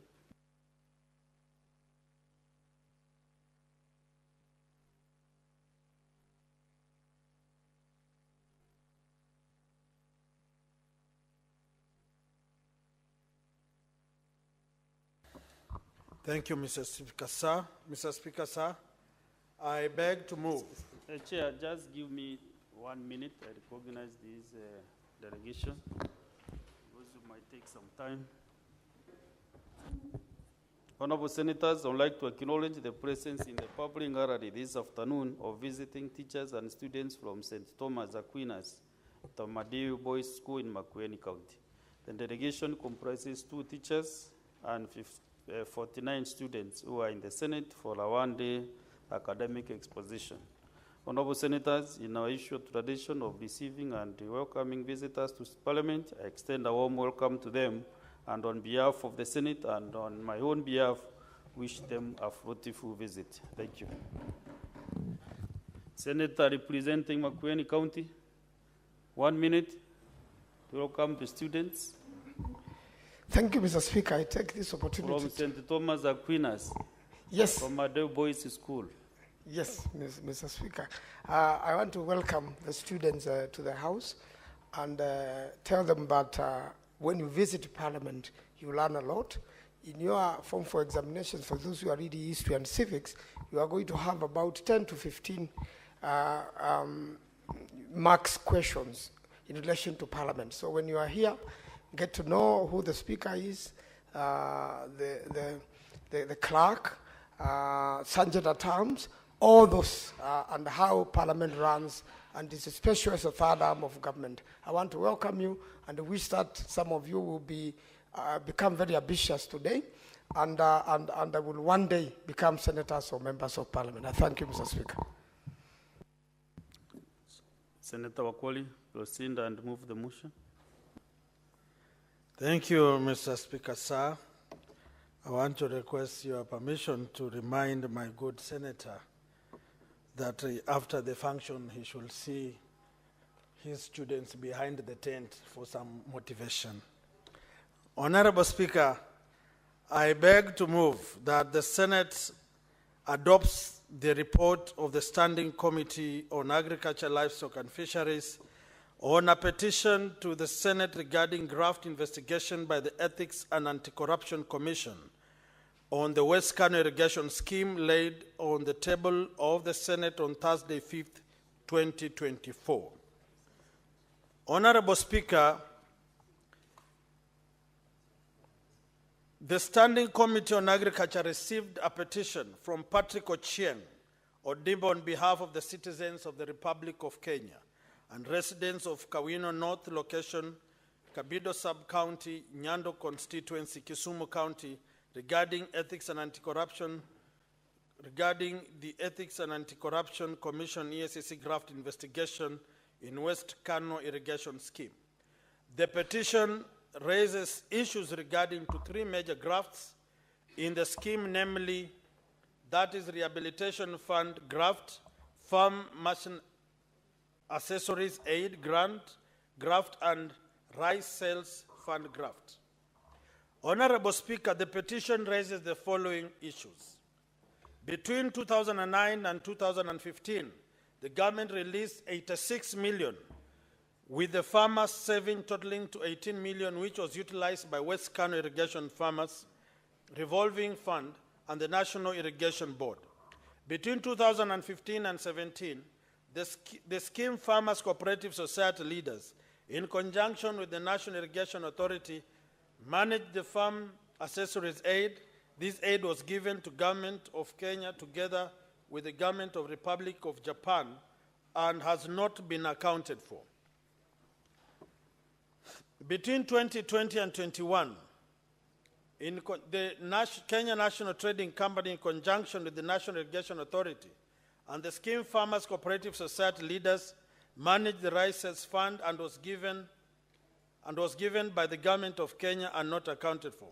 Efforts by the residents of West Kano Irrigation Scheme to have the Ethics and Anti-Corruption Commission investigate the pilferage in the scheme had failed. Mr. Speaker, sir, based on the deliberations with the petitioner on 21st February 2023, the committee made the Executive Officer, Ethics and Anti-Corruption Committee on Tuesday 6th, 2023, Cabinet Secretary, Ministry of Water and Sanitation on Wednesday 29th March 2023, the Commission Secretary of the Commission on Administrative of Justice, CAJ, on Tuesday 24th, 2024, the Managing Director, Kenya National Trading Company on Tuesday 24th, 2024, Governor Kisumu on 11th July 2023. The committee further held a meeting with the managers of West Kano Farmers Cooperative Society and the leaders of the three funds on 8th August 2023. Mr. Speaker, sir, based on the deliberations, the committee made the following recommendations and observations. Whereas there have been numerous requests by stakeholders, EACC, to launch investigations over this matter, there appears to have been inaction by these agencies to conclusively investigate this matter and give response to farmers. The West Kano Irrigation Scheme received substantial amounts from 2008 and 21. However, regular and systematic audits, fund utilizations have not been taken and inevitably led to the culmination of unaudited accounts running to many years. Honorable Speaker, the Kisumu County government that facilitated the ownership and acquisition of the tractors for a very long time equally did not honor its part of responsibility. The revolving fund may have collapsed because of initial cash disbursement and therefore lack of goodwill from the farmers and the mentality that the support was a grant and hence failing to remit the funds may have led to the collapse of the revolving fund. That aside from the funds received from the rehabilitation fund, the scheme also received funds from Farm Accessories Aid Fund and other funds and the Rice Sales Fund, which also needs to be investigated and audited. Mr. Speaker, sir, I want to conclude that through the investigation carried out by the Director of Criminal Investigations, officials implicated in the petition, this is to ascertain that the Ethics and Anti-Corruption Commission, officials and Office of the Ombudsman, Regional Office of Kisumu, to who have been accused of inaction and investigated their role in the failure to act conclusively on the matter. The DCI should then share the final report with the committee within the stipulated time. A forensic audit of the West Kano Cooperative Scheme should be carried out. An institutional audit of the National Irrigation Board to be carried out by EACC to determine the management of the irrigation scheme and their role in the revolving fund within 4 months. An official status report to be provided by the county government of Kisumu in relation to the Farm Accessories Fund. This report should also cover status of the non-functional machineries and grounded tractors, as well as current balance of the ongoing remittances being serviced by the Kisumu County government. A final report, audit report, be provided by the National Irrigation Board to the committee on the revolving fund that collapsed because of the initial cash disbursement that was a grant, which was later converted to a revolving fund within 6 months. This will also confirm if the lack of goodwill from farmers and the mentality that the support was a grant and hence failing to remit the funds is the reason that led to the collapse of the revolving fund. EACC to provide a formal response to the Commission on Administrative Justice findings report that stated that the responses of the scheme were shrouded with inconsistencies and further noted that the matters raised amount to allegations of corruption. This response should be shared with the committee within 3 months.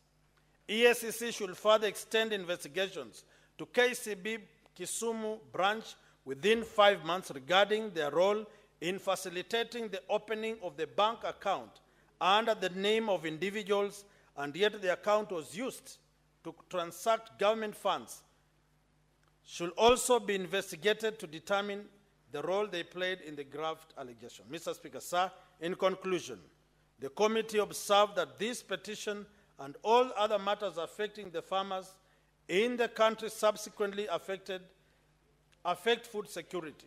Any related issue raised on the matters affecting farmers not only in West Kano, but also in other irrigation schemes should thoroughly be dealt with. Mr. Speaker, sir, in order for the recommendations of the committee to be actionable, I beg to move. I want to take this opportunity to request Honorable Cheregei to do the secondment. Senator Cheregei.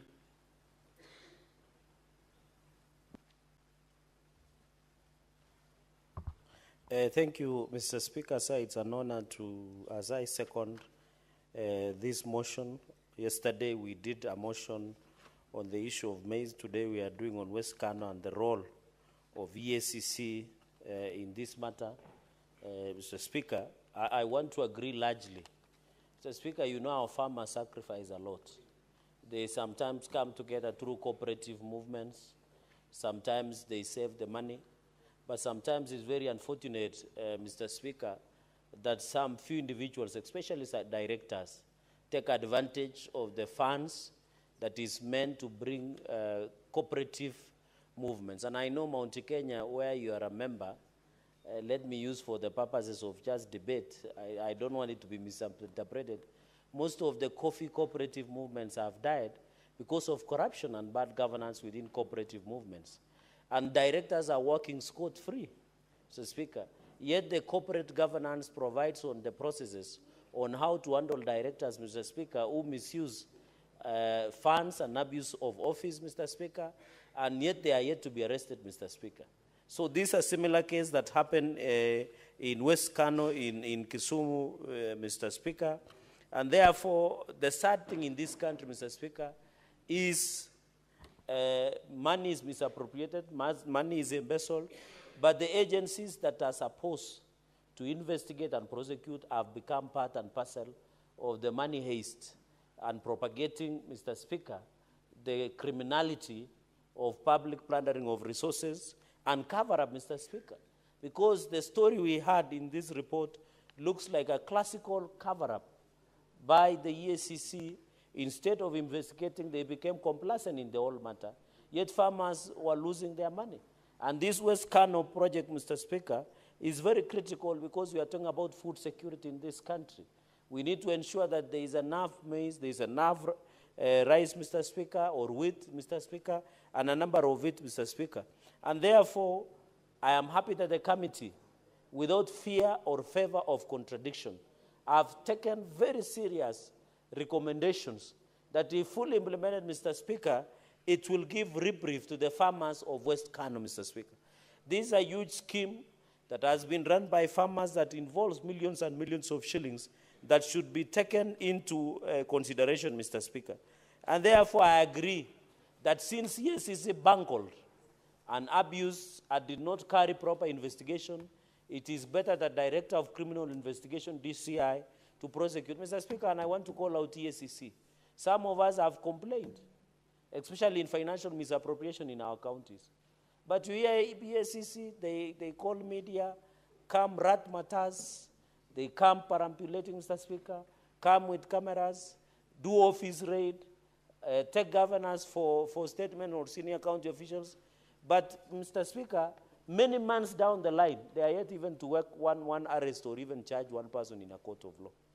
I think EACC, instead of being a catalyst or prosecution of corruption in this country, they are no longer doing their job, Mr. Speaker. They are becoming antidote of the corrupt in this country. For example, even in Nandi, when the issue of payroll scandal, where close relatives of governor with close sanguinity were found in the payroll fraud, the EACC one morning appeared like angels, decided to do rat massage. They were with cameras of media, ransacked the offices of county offices, but they have never made a single arrest 6 months down the line. So it is very unfortunate on this case that EACC bungled the investigations on West Kano because of just corruption. Instead of fighting corruption, they are perpetuating corruption, Mr. Speaker. And therefore, I agree that the DCI must seize the matter, do the needful and investigate, and charge people, Mr. Speaker, including directors or officials who participated in the misappropriation of funds, Mr. Speaker. And therefore, I want also although I have had the addition that the committee made is the forensic audit, of course, with a view of possible investigation of perpetrators. Forensic audit must be done to ensure anybody who is found culpable, who participated in this haste. You know, Mr. Speaker, there is what you call money haste. If you watch Netflix movies or any other movies nowadays, what these Gen Zs and these young people like watching is called the haste. This is a classical movie of haste of farmers' money.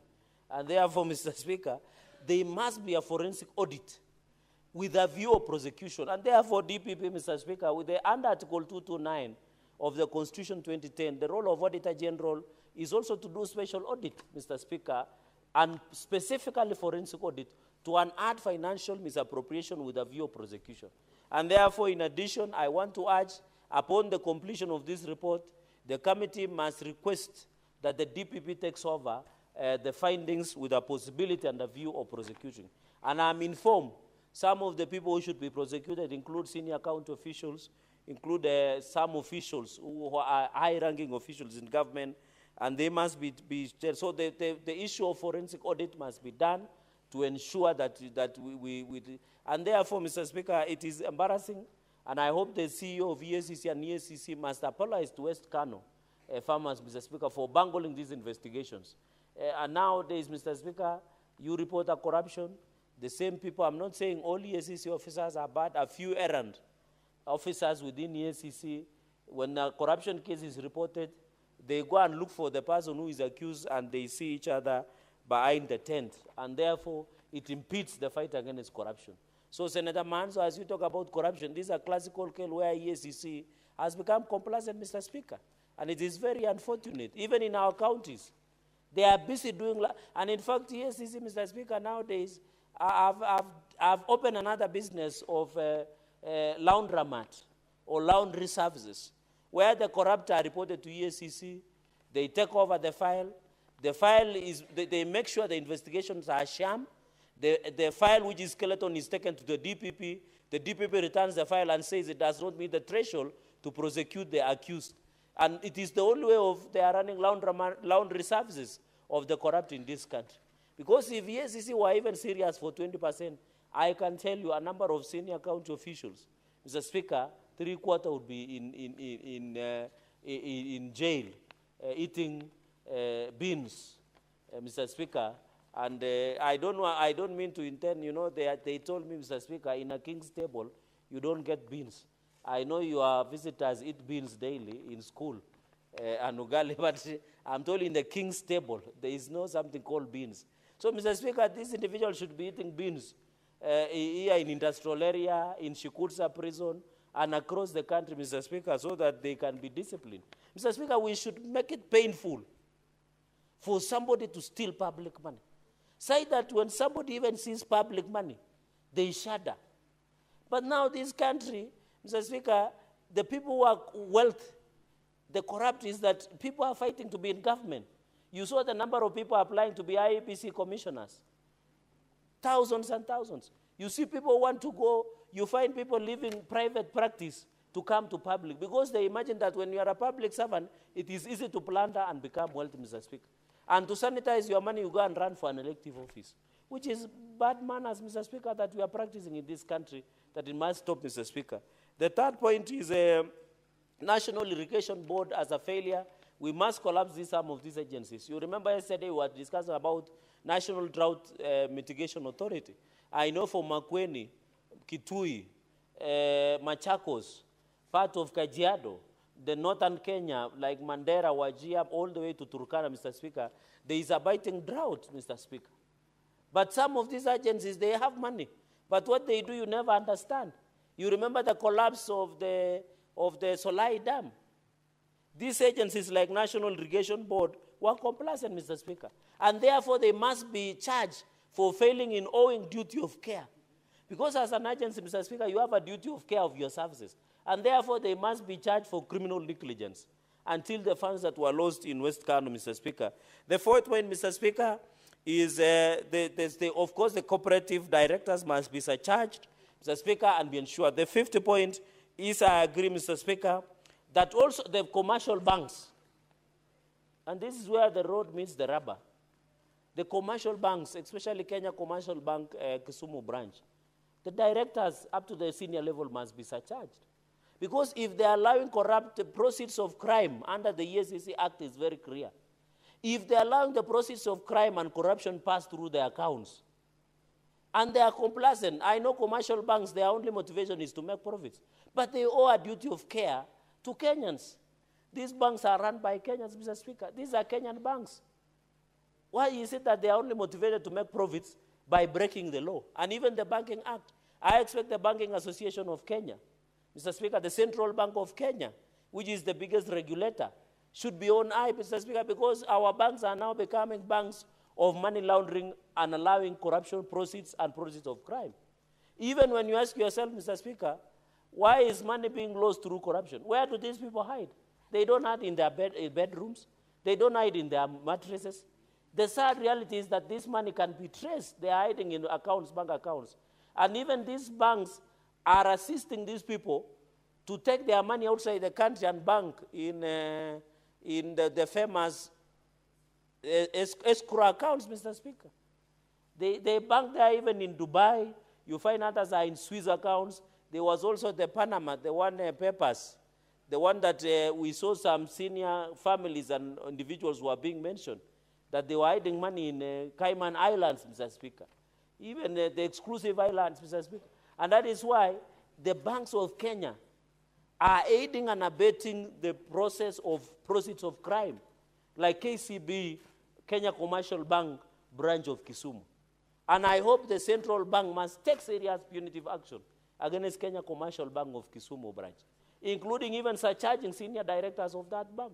And Mr. Speaker, in future, and I want to encourage the Auditor General, even in this issue of corruption in counties, we must name and shame the commercial banks that are being used to launder. For example, you saw Bungoma, Mr. Speaker, and the senator is here.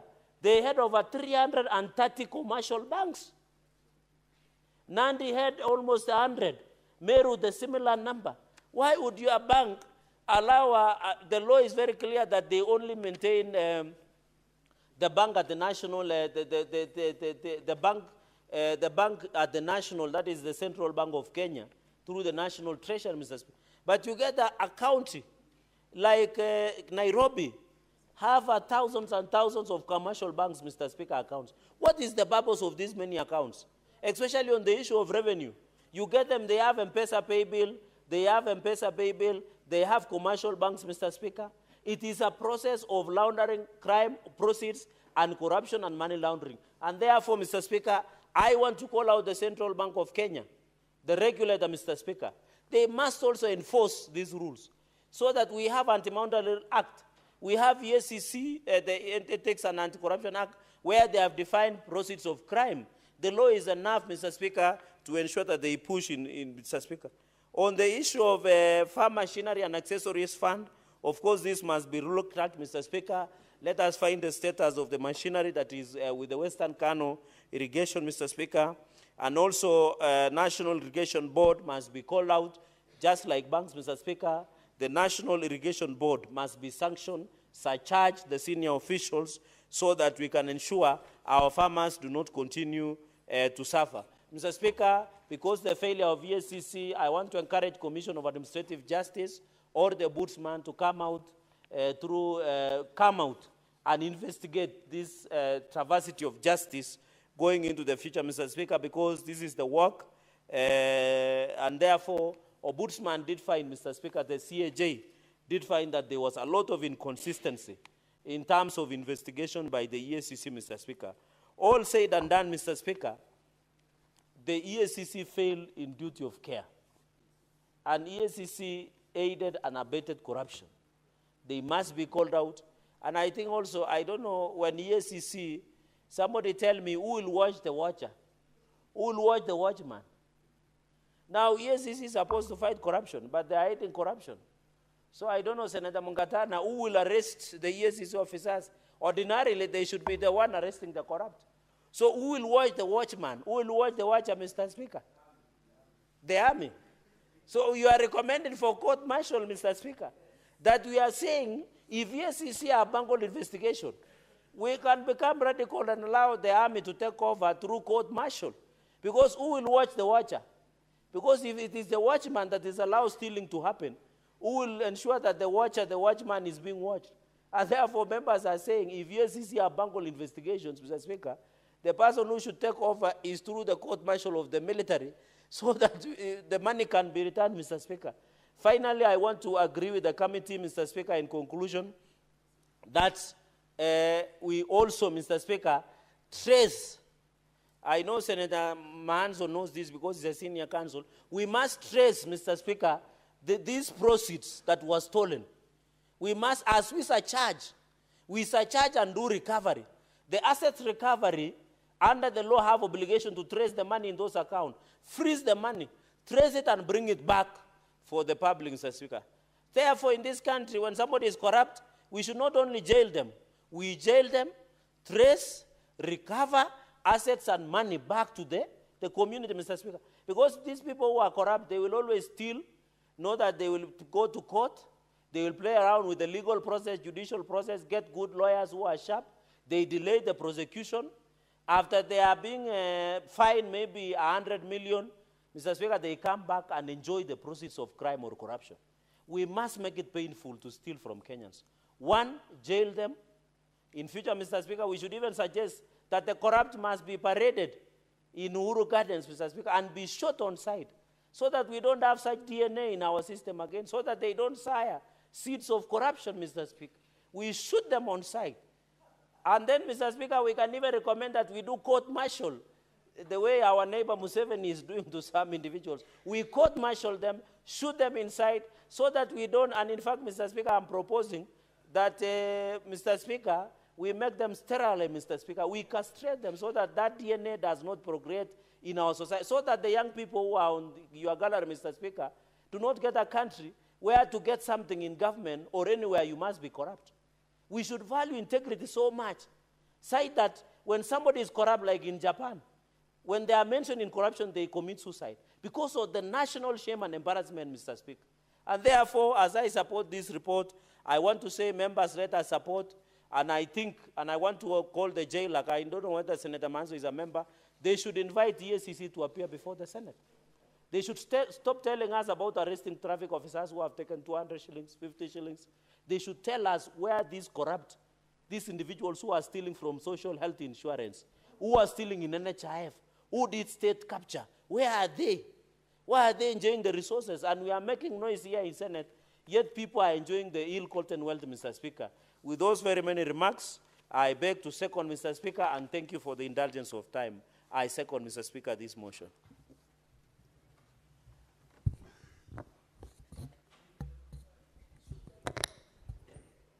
Honorable Senators, I propose the question that the Senate adopts the report of the Standing Committee on Agriculture, Livestock and Fisheries on a petition to the Senate regarding graft investigation by the Ethics and Anti-Corruption Commission, EACC, on the West Kano irrigation scheme laid on the table of the Senate on Thursday, 5th December 2024.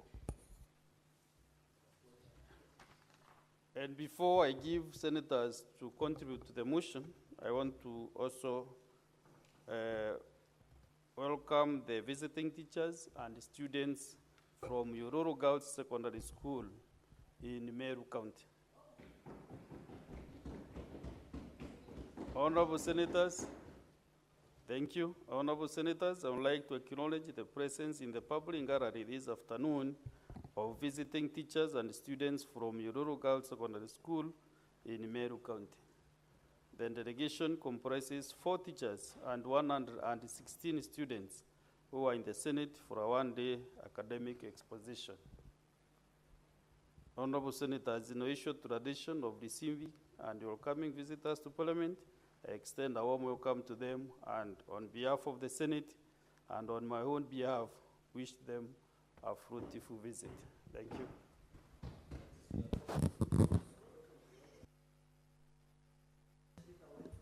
So on this particular, honorable senators, as you have heard, this is a school, and these are my constituents. Of course, I can welcome them. I want to welcome them to the Senate. And this is a school, a girls' school that I did support, and even when I was a member of the National Assembly for 10 years. So I want to welcome them and also ask my good sister, Senator Catherine Nyamu. This is a girls' school, so I want to honor them by being welcomed by my sister Catherine, Senator Karen Nyamu, and to give them a sister advice on how to pursue law. Yes. Thank you, Mr. Speaker. I want to take this opportunity to welcome the girls and the teachers from the school in Meru. It is a great opportunity for you to come and witness firsthand what happens at the floor of the House. I know you're probably here to learn what happens in the legislature as one of the arms of government, and while at it, a few of you might get inspired to want to represent your people in the future. I am a great believer and supporter of young dreams and the girl child, particularly the girl child's dream. I want to encourage you, no matter your background, no matter where you come from, you can dream big, and one day you can be here to represent your people in various capacity, maybe your county, maybe your constituency on the other side of the National Assembly. And so, just to tell you that nothing is out of reach for you, young girls. And with those few remarks, thank you, Mr. Speaker. Thank you, Senator Cullen. So we go back now to the motion, and I request Senator Mugatana to make his contribution to the motion. Thank you, Mr. Speaker. Mr. Speaker, first of all, I want to thank the very honored son of this country, Mr. Patrick Ocheng Odindo, for presenting this petition on the ethics and anti-corruption graft investigation on the West Kano irrigation scheme and their failure to act to expectations. Mr. Speaker, I also want to thank the Agriculture Committee of the Senate under the leadership of Honorable Senator David Wakoli for ably presenting this report before the Senate. Mr. Speaker, the complaint that Mr. Odindo has presented before the Senate is that 59 farmers groups, Mr. Speaker, have suffered tremendous losses of funds that were meant to help them under the West Kano irrigation scheme. So, Speaker, between 2009 and 2015, 86 million was allegedly lost, and this was the revolving fund of the West Kano farmers. Mr. Speaker, this same gallant son says between 2015 and 2017, the scheme Farmers Cooperative Society leaders who managed the farm machinery fund again could not account for the money that was donated by the Kenya government and the government of Japan. So, Speaker, again, the Rice Sales Fund, which was again donation to these particular 59 groups of farmers, again was lost. Mr. Speaker, the residents of West Kano Irrigation Scheme, they made these allegations before the Western region of the Anti-Corruption Commission, but nothing was done, Mr. Speaker. Mr. Speaker, the question that we need to ask ourselves is, what is it that the Anti-Corruption Commission was doing in Western region all these years? How can it be that the EACC makes a decision to devolve its work to various regions, and the people in those regions, in this particular case, the Western region, are not happy? They are not satisfied with the work that you're doing. What is it that needs to be done to this Ethics and Anti-Corruption Commission for it to wake up to its responsibility? Mr. Speaker, these people are simply saying,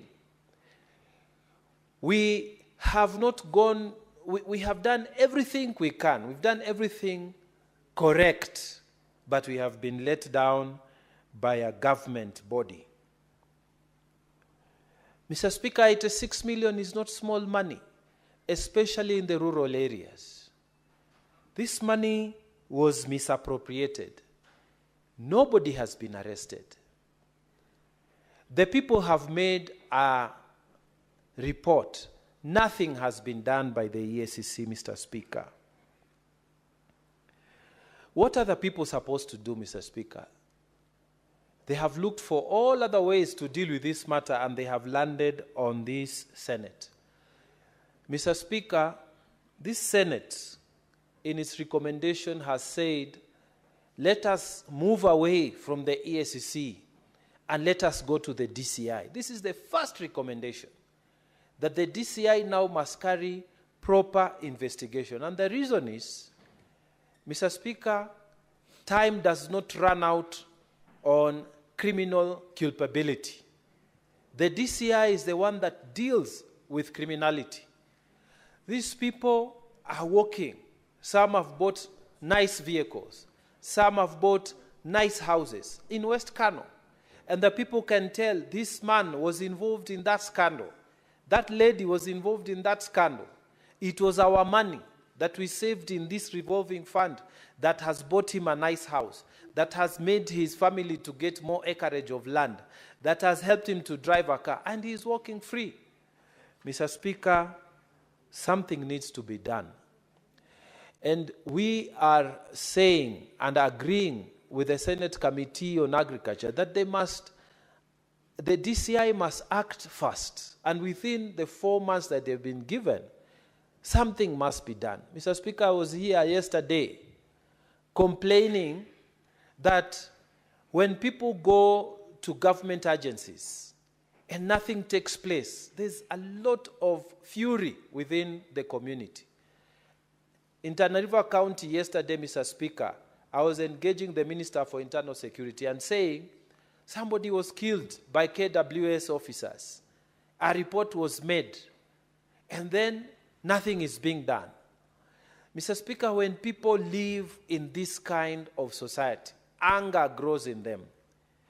people start hating leaders. They start hating the agencies of government. And you start wondering what is the problem, what has happened to people. But it's because of inaction.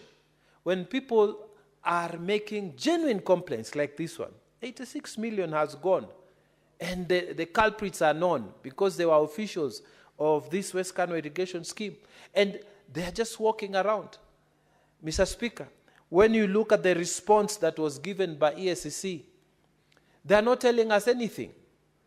In fact, they are themselves indicted by the information that the people are putting here, that the West region just went to sleep. And one of the recommendations they have given is that this devolution of the ESCC function should be relooked at so that people are able to move away from their regional offices and come directly to Nairobi and make these complaints. This is one of the recommendations that we have put in this Senate report. Mr. Speaker, something needs to be done about corruption in this country. And Mr. Speaker, we need to start doing, and I'm asking the ESCC to take more seriously their responsibility as far as engaging the public in spreading the anti-corruption message. You are not going to help just by arresting people on one Friday, come with cameras and so on. We need also to take these lessons to schools. Mr. Speaker, I was growing up and we were taught in those days not to walk over grass. When I was very young and attending school, and Mr. Speaker, to date, I would never pocket or walk over grass. It's not inside me. Mr. Speaker, when you are traveling with your children and you try to take a bottle of water and throw it through the wind, they will not allow you. Why? Because they were taught in school that you should not pollute the environment. But when it comes to anti-corruption message, Mr. Speaker, the current generation is like the end justifies the means. Why? Because this is not taught in any school, Mr. Speaker. The schools we are bringing up are people who just do whatever you can to get rich as early as possible and retire by the time you are 40 and travel the world. How you do it, nobody cares, because that is what we have taught them. Mr. Speaker, ESCC needs to be serious. These regional offices, like the Western region, they should not just sit there and create failure like they have in this particular incidents. You know, bringing a shame to a whole institution because of your failure to act. They should be proactive. And I'm not talking even just that region alone. Across all these regional offices, what does it take just to visit schools?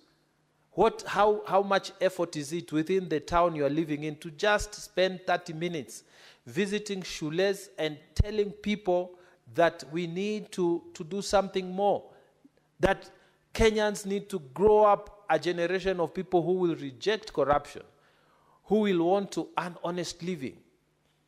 But they won't do it.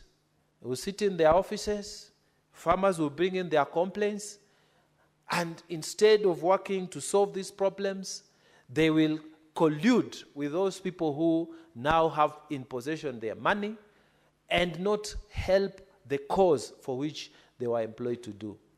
Mr. Speaker, this Senate calls out the ESCC, and I have said before, and I will say it again, even in the Senate Public Accounts Committee.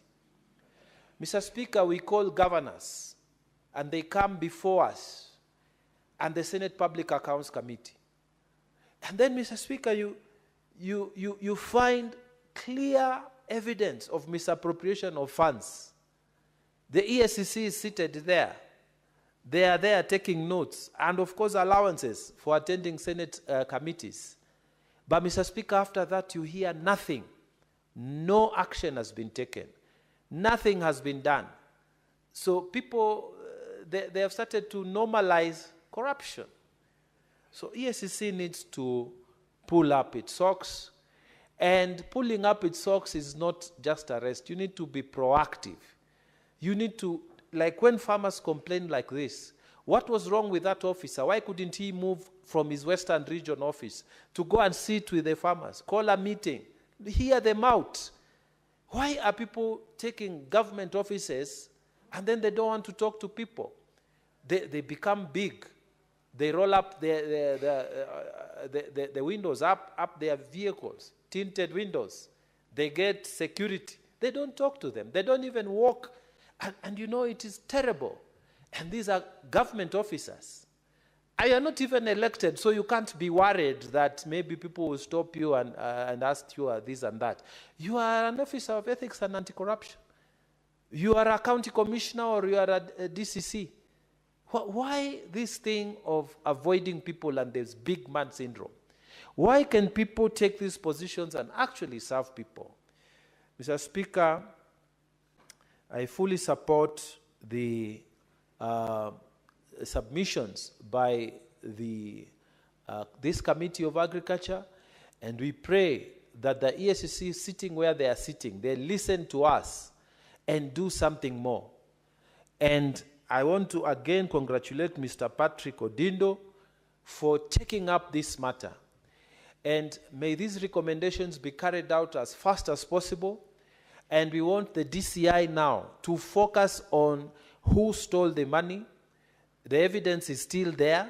They go and catch these people. And Mr. Speaker, this will put a rest to the problems that the West Kano irrigation scheme has been experiencing for so many years. With those many remarks, Mr. Speaker, I beg to support the report of the Senate Agriculture Committee. Thank you. Thank you. Next is Senator Ndani Manzo. Thank you, Mr. Speaker, for giving me an opportunity to contribute on this very important matter. Mr. Speaker, at that particular moment, I was a member of the Agriculture Committee, and when this matter came, it was a very serious matter. I want to give my thanks to Professor Nyang' Nyong'o, the governor for Kisumu. When we invited him to come and share his insights, he came, and he did not support this corruption issue. In fact, he wanted it investigated. He was very disappointed. These monies had come from the Japanese government. The Japanese government even provided tractors and all the equipment which could make sure that rice growing will thrive in Kano. And then there were cooperatives, very well organized cooperatives, but highly frustrated by individuals when it came to this. And some of the accused people, when they were brought before us, Mr. Speaker, they pretended that they cannot even speak Kiswahili. They can only speak Dholuo, and we have to translate and waste a lot of time, and you could see clearly these were the thieves, and they were pretending. Mr. Speaker, my big disappointment goes to ESCC when they came to preside over this matter. They were the ones who were to investigate. They were the ones who were to recover the money, and they really looked very uncooperative to the committee, looked like they do not know. In fact, it is around that time when some people were trying to amend the law to remove the chair of ESCC. You know, the chair of ESCC is a very forthright gentleman. His track record known, as presided over money funds over a long time and many projects, and as an architect they have been successful. And to be one of the most honest people I can trust in that commission, the moment you do the chair of ESCC, maybe the CEO, below that, everybody was frustrated the fight against corruption in this particular case, and it was very frustrating even as a committee. Having invited ESCC, they were uncooperative, and you could see, the Honorable Mudigi was there, you could see ESCC was really defeating the ends of fighting corruption. And I knew to myself, and I say one day, we shall overcome as a country. Because if you have an ESCC, which first of all has its own fights, and then secondly, when there is such a serious glaring corruption case, of money donated by the Japanese government, even where, you know, if you mishandle this, you are telling other agencies not to help our farmers. You are telling other people not to make donations to Kenya. You are telling other countries, you know, that we have no structures to protect money. And similarly was the National Irrigation Authority. Very frustrating. In fact, the National Irrigation Authority behaved similarly to the ESCC. You may have a good chairman, good CEO, but the rest of the employees are really squandering, going to collude, becoming part of the scheme to steal from Kenyans and to steal from international funders who are very sympathetic with our case. And the worst of it was KCB, the KCB Bank. You know, KCB Bank should thoroughly be investigated. As a bank, you cannot allow proceeds of theft of public resources to be hidden in your bank, to be channeled through your bank. And the bank managers and the people who dealt with that, you could see clearly from the evidence adduced, they were aiding the thieves. And I want to say also, although my friend Senator Sacheregai has said we should probably court-martial these people or sentence them to death by shooting at Uhuru Park, I want to tell him that unfortunately we then need to amend the Constitution of Kenya to bring in, you know, death sentence back. And then, but what I also, and then what I think is best, and now that I'm in JILAC, and I'm sure, and yours truly, the Speaker, is the chair of JILAC, we really need to strengthen and relook at the ESCC Act and even the law punishing those who have stolen from public funds, to bring them to life sentence, and even strengthen the mechanism of recovering public stolen money. Because this was a very embarrassing case. Even the Japanese embassy used to come and follow the proceedings and get frustrated too. And we must prove to the world that Kenyans are not thieves.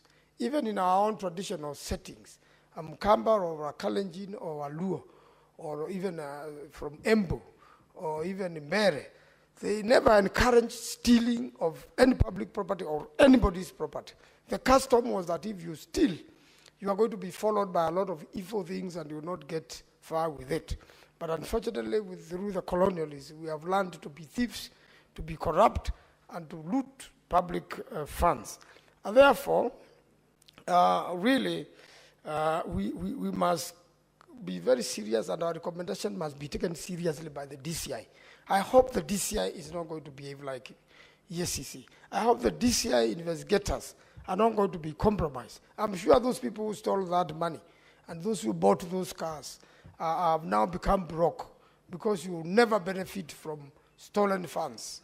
And I'm sure now they have no money to bribe or compromise anybody. They should be followed. We must bring back the dignity of cooperatives in this country. This cooperative was really frustrated. We must embrace good practices of taking care of public money, taking care of public property like the tractors. The spare parts of the tractors would be exchanged with all spare parts of private owned tractors. And then the one for the cooperative would be grounded, and it is funded, and it has been donated by the Japanese government. So we want to give confidence to the Japanese government and any other government in the world, including America, who want to work with us, that when money comes here, donor funds, then we will end up, you know, better. And I'm very sure there are very many donor funding agencies who want to work with the ESCC, who want to work with the Cohesion Commission, who want to work with so many other commissions which structure, you know, better management of public funds so that we can have a culture of protecting public funds. So, and really, lastly, I want to see that whatever has been stolen should be recovered. These people should go to jail, and so that they can serve an example to other Kenyans, and especially from the Kano irrigation scheme, so that, as Professor Anyang did when he came to this, justice can be found, and that Mr. Patrick Odinda be decorated for an effort to fight corruption in this country. Mr. Speaker, I do support and thank you for giving me an opportunity to contribute on this very important matter. Thank you, Senator Manzo. And indeed, to confirm, most of donor-funded projects actually collapse on the basis not of the donor funds coming in, but on the basis of corruption, that the entities locally working together do not support and do not fully utilize those resources, especially in our counties where we see a lot of such donor-funded projects stalling and ultimately collapsing, leading to future denials of such support. Thank you, Senator Manzo. Now we will allow Senator Mundigi Alex to also contribute. Asante Bwana Spika kwa kunipa ruhusa niweze kuchangia mambo ya mchele West Kano Irrigation Scheme katika kaunti ya Kisumu, na pia nashukuru watu wa Kisumu wa West Kano, na pia nashukuru mtu alikuwa anaitwa Patrick Ochieng ambaye hakujali maisha yake na hakujali mambo ya dunia itatokea namna gani, Bwana Spika. Kwa sababu nikitaka kusema mambo ya vinadamu katika ulimwengu ama kaunti 47, chakula ya Mwafrika ni mambo ya mahindi na pia mchele na pia mwananchi ambaye ako masinani, Bwana Spika. Ni kitu ilikuwa ya kuhuzunisha sana, kwa sababu wakati tulitembea ile pahali na pia tukawa tunaita hao watu walitoka mbali, walikuwa nakuja wale wazee na kurundi na wakujali, na pia Bwana Spika walikuwa na shida nyingi, na wakati walikuwa simama pale wakitoa ushuhuda, Bwana Spika, ilikuwa kitu ya kuhuzunisha, kwa sababu walikuwa wanaongea Kiluo, na walikuwa ni mambo ya ajabu, kwa sababu walikuwa pia hata chakula hawakuwa nayo, lakini wakajikamua, Bwana Spika, wakaona wakuja watoa ushuhuda vile pesa ambayo walisaidiwa kutoka huko Japani na kona zile zingine vile ilikuliwa na tapeli. Bwana Spika, mambo ya usuni ni kuwa ile eneo ya West Kano wakati mvua imenyesha, Bwana Spika, wale watu wanateseka sana, kwa sababu maji, Bwana Spika, huwa anavagiwa wote na maji, lakini wakati mvua imeisha huwa anarudi kule kulima mchele. Lakini wakati watu walitoka nchi za ng'ambo wakuja wakaona vile wameteseka, Bwana Spika, na wakapatiwa hela na wakaanza kulima mchele, na pia wakapatiwa machini ya kulima, lakini watu wengine matapeli, Bwana Spika, waliona ni vizuri kukula ile pesa zote. Kwa hiyo Bwana Spika, yangu ni kusema Kenya imekuwa na shida nyingi sana. Ukienda mambo, nikikumbuka jana, Bwana Spika, mimi mwenyekiti mdogo wa kamati ya agriculture, na pia jana tulikuwa naongea vile katika kaunti yako vile watu walipatiwa mahindi, wakapanda mahindi ambayo ilikuwa mzuri, na pia ukawa hakuna dawa ya kupiga ile dawa, na ikawa Bwana Spika watu wale wanalima mahindi, ikawa ile kaunti yako ikawa wanavuna mahindi ili haiwezi kutosha, na ikawa mahindi iko na wandundu. Bwana Spika, sio mambo ya kilimo peke yake. Katika kaunti nyingi imekuwa na shida hapa na pale, kwa sababu watu wengi watu wakipatiwa kazi, Bwana Spika, wamekuwa angalie mambo ya kazi, wafikirie sira ile walikula, wanafikiria sinda zao na familia yao, vile watakuwa na magari kubwa, vile watakuwa mashamba kubwa, na vile watakuwa na matumbo kubwa, na vile watatembea wakiona kama wataishi dunia hii, Bwana Spika.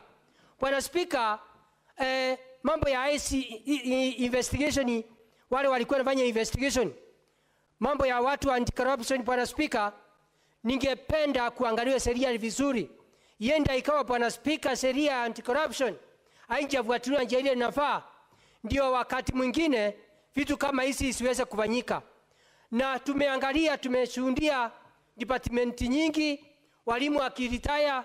Unakuta kama leo nikiwa mwenye kamati walepa, tulikuwa naongea walimu ambaye ni professors, TVET na wale wengine, wakati waliritaya pesa zao, Bwana Spika, wakupata ile pesa walikuwa pesa ya useni.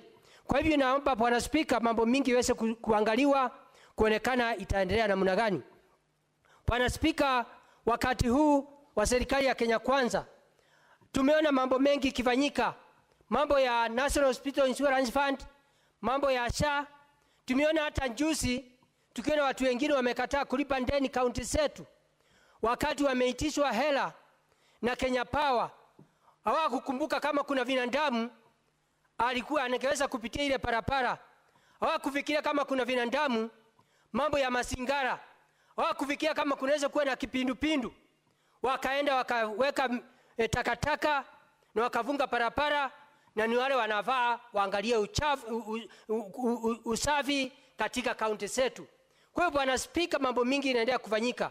Sio kaunti ya Nairobi peke yake, ni kaunti nyingi.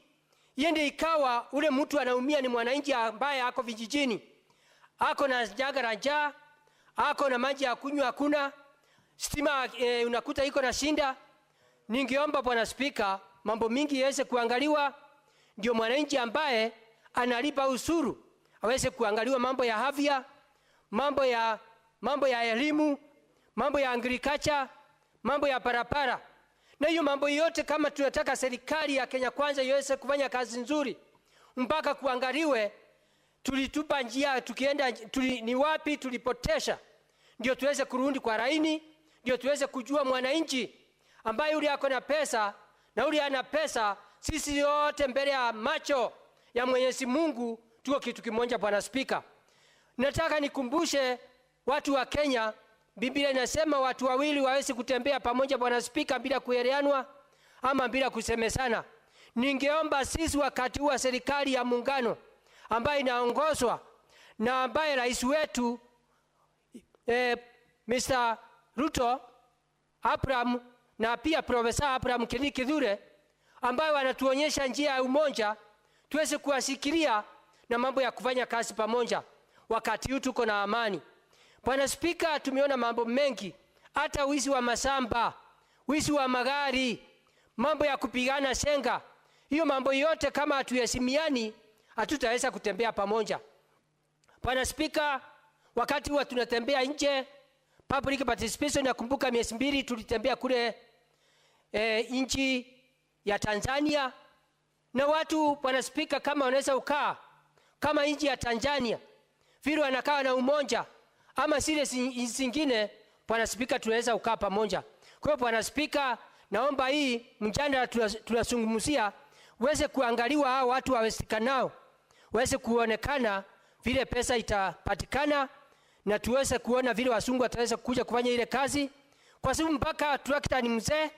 Hata watu wengine wale wasungu walisema watapeana pesa zingine, na ninataka kusema hii ni pesa ambaye ni pesa serikali italipa hii pesa ikiwa wamekopeshwa.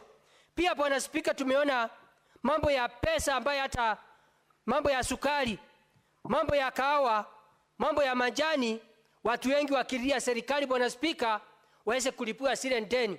Kwa hivyo ni kumaanisha kama tutaendelea na hiyo barabara na hiyo njia, hata tukipatiwa msaada na mnagani na hizo ngambo, ama serikali ikilipa ikikata usuru kwa mwananchi na mnagani bila kufuatilia mambo ya accountability, itakuwa sisi tutarudi nyuma miaka ingine mbali sana. Bwana Spika, kuna mambo kama tunaweza accountability inaweza kuangaliwa. Agenda yetu ya Kenya ni mambo ya agriculture, mwananchi aweze kupata maji ya irrigation, mwananchi apate maji ya damu, na pia unakuta mambo mingi yaweze kufanyika, na pia elimu ya kutosha na parapara na mambo ya afya. Kama kungekuwa hakuna wizi Bwana Spika, kama sasa nakumbuka miezi 2 Bwana Spika, nchi ya ngambo ilisema itapeana ile msaada ya kununua dawa ya kansa ama ya AIDS. Na hiyo mambo yote kama accountability ingekuwa inaangaliwa Bwana Spika, tungekuwa tunaenda barabara mzuri. Saa hii tungekuwa tumeshimamisha. Unaona saa hii waheshimiwa wengi masinani Bwana Spika, njuu pesa imekuliwa na mateberi, ndio naona ugonjwa wa kansa imeleta shinda. Watu wengi sisi tukienda masinani, watu wengi wamevirishika, watu wengi ni mambo ya hospitali, mashamba imeuswa, title deeds imeshukuliwa na benki na mahospitali juu ya ile ndeni tuko nayo katika mahospitalini. Kwa hiyo kama mambo ya accountability ingekuwa inaangaliwa, mambo ya ugonjwa wa kansa hatungekuwa tunapata ile sinda tunapata. Kwa hiyo Bwana Spika, mimi nikiwa mwenyekiti mdogo wa kamati wa agriculture, mambo tulisema DCI aweze kufanya investigation, au watu waweze kupelekwa kotini na ukweli ujulikane. Nikimalizia Bwana Spika, sio mambo ya West Kano peke yake, ni department nyingi. Kwa hiyo Bwana Spika, mimi naunga mkono hii ripoti ambaye ni ya West Kano. Asante Bwana Spika, ni mimi Senator wa Embu County, Dr. Alexander Munyi Mundige. Asante Bwana Spika. Thank you very much, Senator Alex Mondige. Senator Julius Mugar.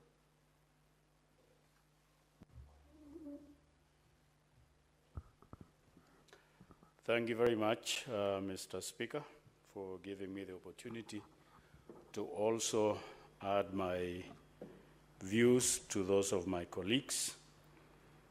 I would like to thank the Committee of Agriculture for taking the initiative to visit and see what is going on there, according to the petition that Mr. Ochieng made to the committee. It is sad, Mr. Speaker, that these days it seems like corruption is an automatic DNA of our systems in Kenya, such that people boldly take advantage, especially of either the less to do or less fortunate, if there are people that are supposed to be helping others, maybe they have a government position or something like that, instead of being a helper to those that they actually have authority over, they take advantage of them. I've seen that especially coming from Pokot society, a society that is a high percentage is illiterate. A lot of people take advantage of them. Right now, there is a lot of mushrooming of gold in Pokot, and a lot of people, even their own county government is taking advantage of them. Instead of helping them to benefit and gain from what is available on their ground, they become the ones that are taking advantage of those that they have authority over.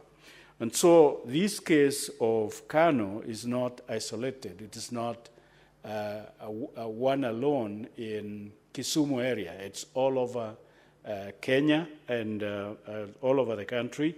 And so it is something that we do not know, like our colleague Cherargay said, we do not know who should be in charge of who should arrest who should caution who when it comes to corruption.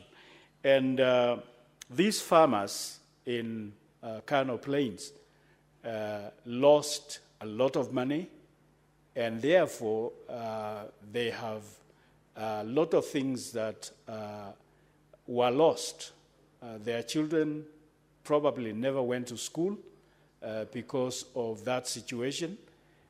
Some of them probably in the course of that situation lost their loved ones because they could not afford treating them or taking them to hospitals, and so many losses that they must have experienced. And therefore, caused by those that are supposed or are put to be in charge and trusted by the members of this farmer society or group of people. And so this also is a lesson to other groups, like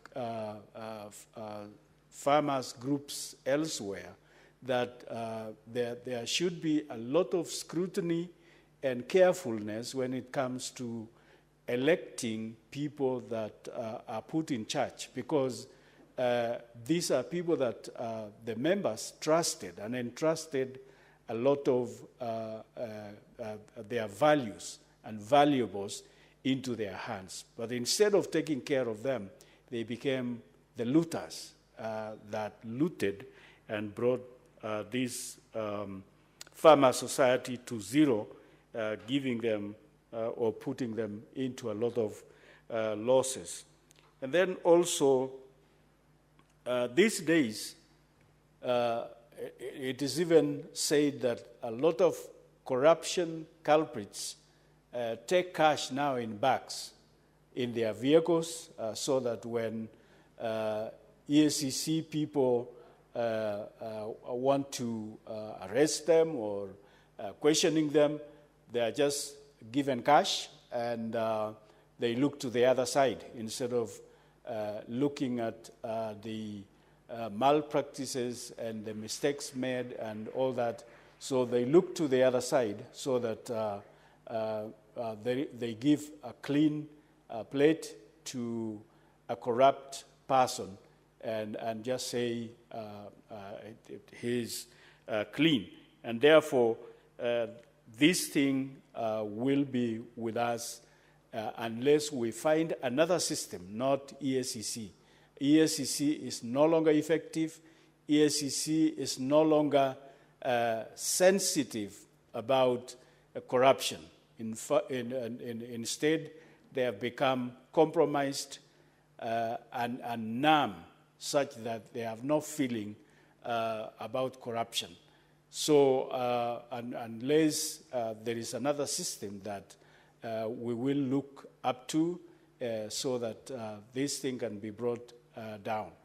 These days, a lot of the stolen money are put into buildings, put into farms that people take and buy buildings and buy farms and buy properties, and just in that way they believe they have cleansed it, they have cleaned it so that it becomes their clean cow, and they no longer see a stolen property or stolen money. Instead, they think it is an earning that is worth being proud of and looking at it being with them. And then in this process of stealing, especially stealing money and machines and all that that came through donation, Mr. Speaker, you can be sure that such a group of people that donated such money will not be encouraged to do another, either there or elsewhere in Kenya. They will be disappointed and they will probably walk away because when such an investment is made, people who donated give reports and they are proud that they did something to alleviate poverty situation and so on, but only to find that it was looted by the same people who are supposed to be taking care of it on behalf of the people. And so we will be repulsing or chasing donors away by this practice. And so, needless to say, even the members of such a group, such as the Kano Plain farmers and the general public, will apportion blames on leaders like us and even the government, that the government is not taking care of them.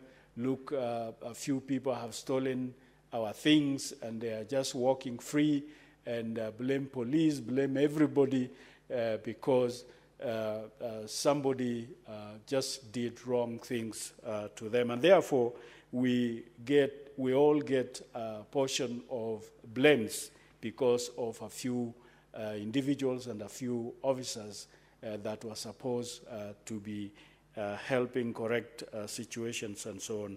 And therefore, that is why we get shortages of food and also sabotaged economical activities that no longer work, because a few of us have stolen, and therefore it just collapses the whole thing. Talk of many corporations and irrigation systems and many others. And therefore, it is my view that we should get another system that will be effective. I support. Senator Joe Newton. Thank you, Mr. Speaker, for the opportunity. And I rise also to support this petition by one Mr. Patrick Ochieng Odindo on corruption at West Kano irrigation scheme. And Mr. Speaker, I want to commend this particular gentleman because he has done other research even at the time and before he came presenting this particular petition to the Senate, Mr. Speaker. And Mr. Odindo Ochieng was able to identify the funds that have been pilfered or misappropriated, if not embezzled, Mr. Speaker, by those that run this particular irrigation scheme. Mr. Speaker, Mr. Ochieng Odindo talked about a revolving fund that the government funded at one point in time, disbursing about 86 million that cannot be accounted for, Mr. Speaker. There's also that machineries and accessories aid by the government of Kenya and the government of the Republic of Japan. He also was able to talk about a rice sales fund and many other funds, Mr. Speaker, that the management of this particular irrigation scheme cannot account for. Mr. Speaker, the EACC also stands accused in this particular petition by Mr. Ochieng Odindo.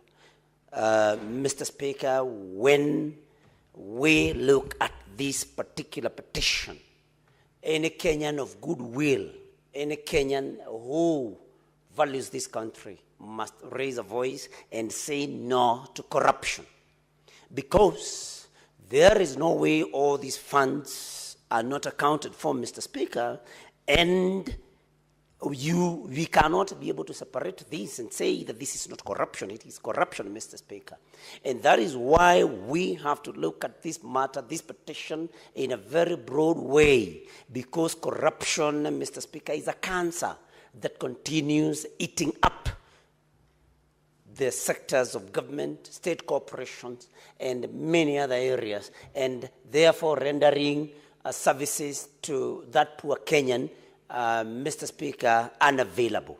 And that is why we must stand, and especially this committee that is tasked with this particular matter, Mr. Speaker, to unearth all corruption in this particular scheme, so that anybody tomorrow or in the future who is given a responsibility to oversee appropriate use of public funds, Mr. Speaker, does exactly that.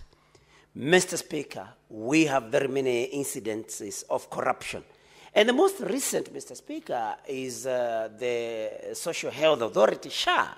Mr. Speaker, as we look at this petition, Mr. Speaker, we must also talk about the concerns expressed by the Auditor General of the Republic of Kenya, in that there has been a lot of corruption, that we know that the system at SHA, Mr. Speaker, is privately owned and not run by government, by individuals who take away 2.5% of the contributions that are made. Mr. Speaker, these are things we should not allow in our country. Otherwise, Kenyans will continue suffering because of people taking advantage of gaps in systems and using the same, Mr. Speaker, to take away funds meant for public good and take them to their private use, Mr. Speaker.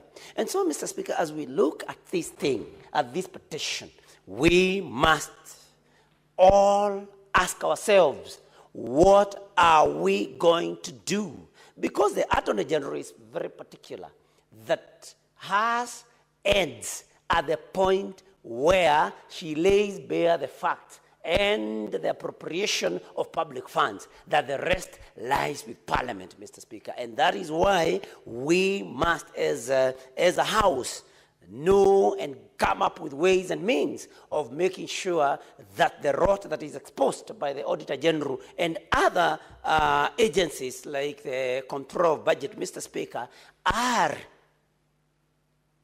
action is taken against anybody that does not do what is supposed to be done as per the law and as per the public finance management, Mr. Speaker. And so this petition should open up our eyes. And Mr. Speaker, we must take very stern action against those that will be found to have taken advantage and misappropriated or embezzled the funds that were availed to West Kano irrigation scheme. Mr. Speaker, the other thing that we should ask ourselves, there is a lot of money that is sent to state corporations. The government keeps bailing out state corporations that operate at a loss all the time. And Mr. Speaker, when we talk about that, Kenya Airways comes to mind. That until last year, successive governments have been bailing out Kenya Airways, which has been operating at a loss all these years. We must ask ourselves, before we bail out any particular state corporation, we must do a thorough assessment of the application of funds and corporate governance. We must ask ourselves whether any particular state agency or corporation has exercised good corporate governance before we avail public resources to such organizations. And I say this because looking at this petition that was brought by Mr. Ochieng, Mr. Speaker, there are very many government funds that have been placed in the hands of the managers of that particular irrigation scheme that have been pilfered. And so, as a House, we must ask ourselves, as Kenyans, as leaders in this country, we must ask ourselves, why would we continue bailing out public institutions that run at a loss? Why are these losses coming up? Are they coming because there is corruption? We cannot continue churning out big amounts of money to organizations, Mr. Speaker, that do not want to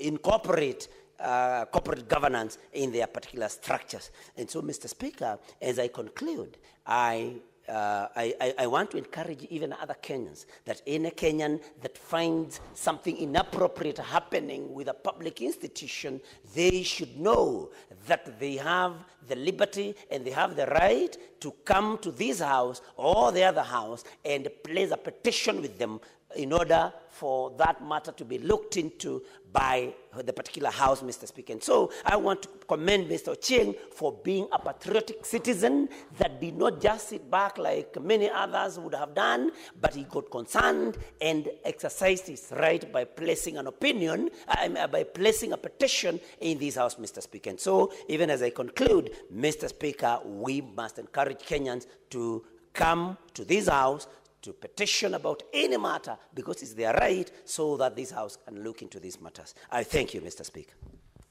Thank you, Senator Newtu, for your contribution.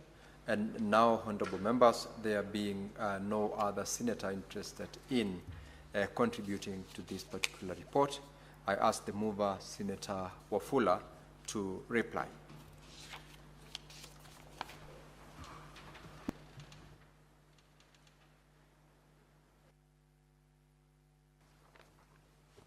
Thank you, Mr. Speaker, sir, for this opportunity and I beg to reply, Honorable Speaker, by thanking the members of the Committee of Agriculture for spending their time, their commitment in ensuring that we listen to the stakeholders, the petitioner, in this matter. Honorable Speaker, I want to thank the Secretariat for equally taking their time and to dedicate themselves to listening to this petition, Honorable Speaker.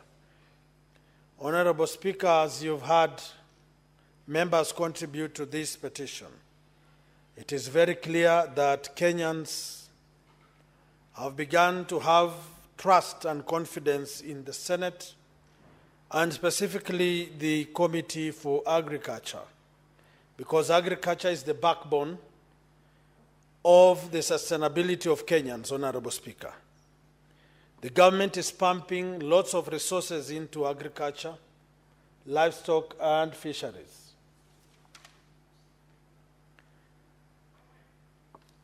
And in this particular context, Honorable Speaker, it is important that the county governments and the national government employees should take seriously their work, commit themselves, and ensure there is value for money.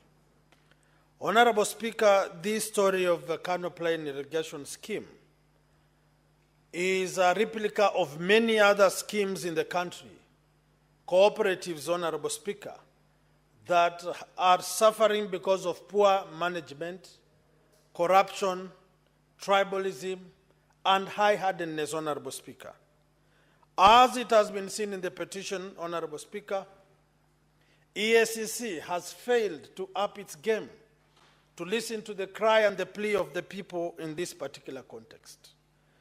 They took a lot of time, and here you see the committee clearly bringing out the silent issues affecting this scheme.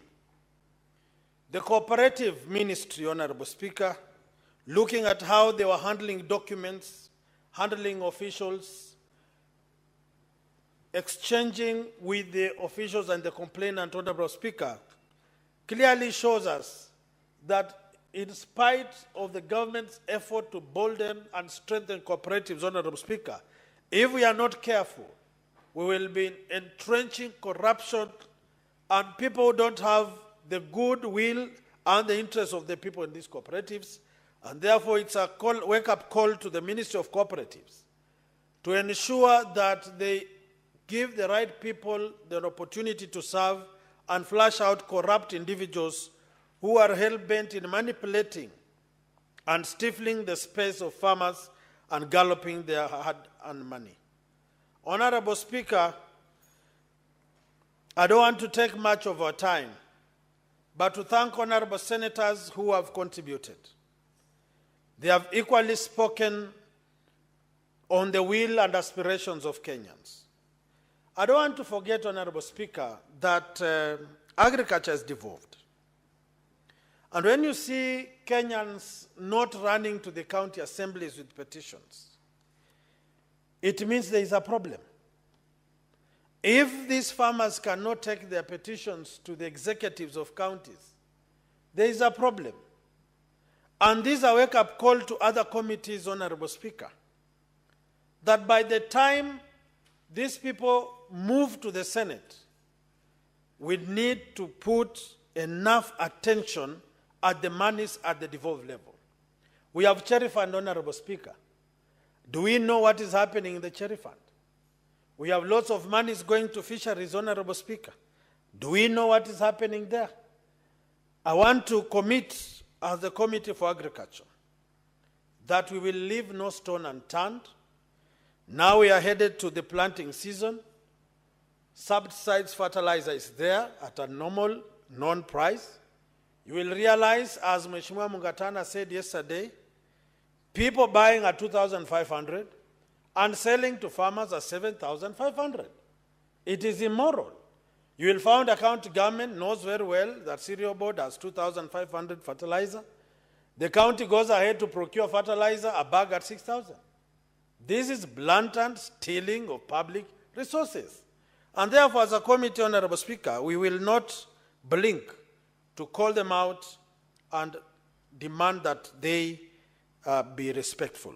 So, honorable senators, those of us who have contributed, Mheshimiwa Mungatana, my good friend senator from Pokot, Mheshimiwa Maanzo, and all of them, Mheshimiwa Nyutu, Mheshimiwa Daktari Mundigi, I want to appreciate your contribution, your commitment, and assure you as a committee we will do what is necessarily possible. Finally, on the implementation and recommendations, as a committee, we will push that the implementation of these recommendations are done within the purview of the Constitution and the mandate given by the Senate to ensure that the people of this scheme get their rightful share of the taxpayers' money.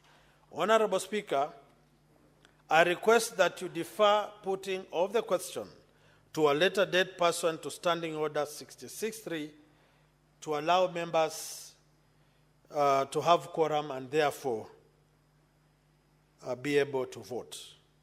Honorable Speaker, I beg to reply. Senator Okolu, thank you very much. And pursuant to the provisions of Standing Order 66, putting of the question to this particular report is deferred to our next sitting. And now, honorable members, for the convenience of the House, we will rearrange the order paper, and I direct that order paper number 17 be called out. Order number 17, motion, report of the Standing Committee on Labor and Social Welfare on an inquiry into the welfare of workers in export processing zones, EPZs, in Mombasa and Kilifi counties. Senator Murgor, Chairperson of Labor Committee.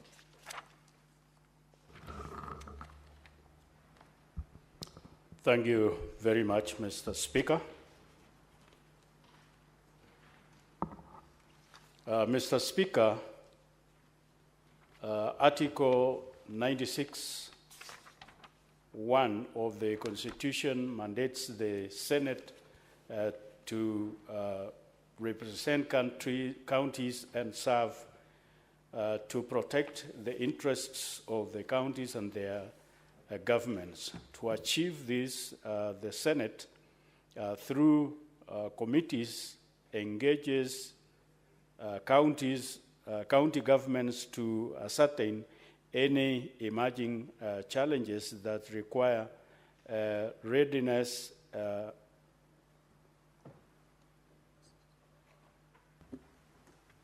Senator Mulgore, kindly retake to properly move your motion.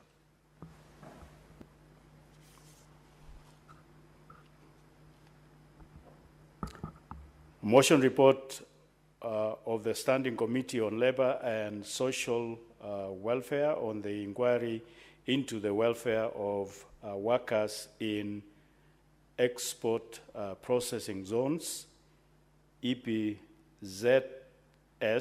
in Mombasa and Kilifi counties.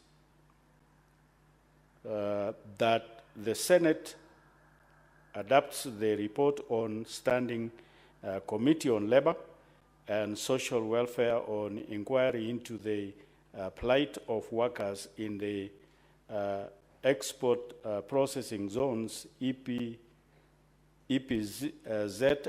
in Mombasa and Kilifi counties, laid on the table of Senate on Thursday, 1st October 2024.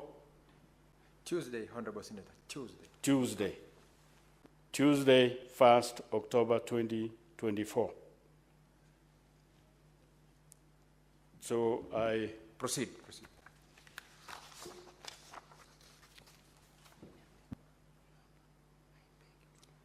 I beg to move and ask. Proceed. You still proceed, and you can now refer to your notes, guiding notes. On Wednesday, 17th April 2024, Senator Mohamed Faki, MP, rose pursuant to Standing Order number 52(1) to make a statement concerning the grievances facing employees of the export processing zone countywide, and in particular the employees of Ashton Apparels Limited, Mombasa.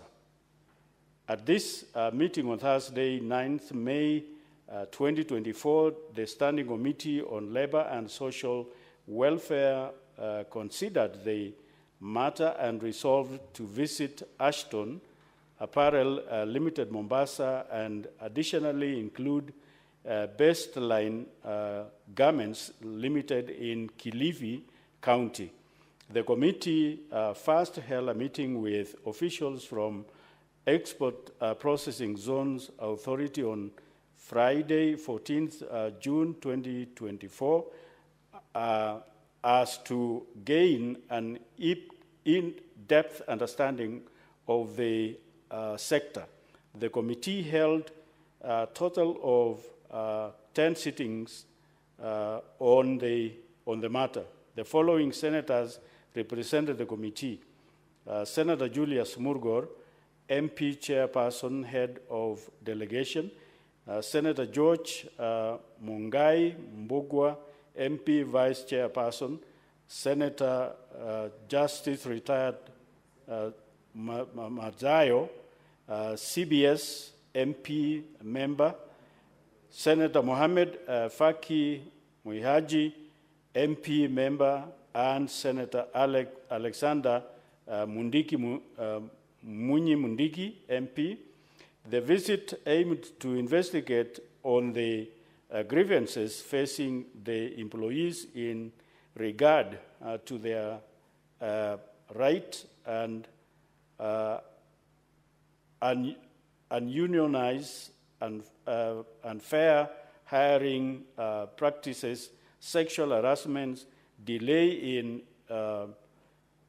issuance of employment contracts, tribalism, working conditions, long working hours, and low wages.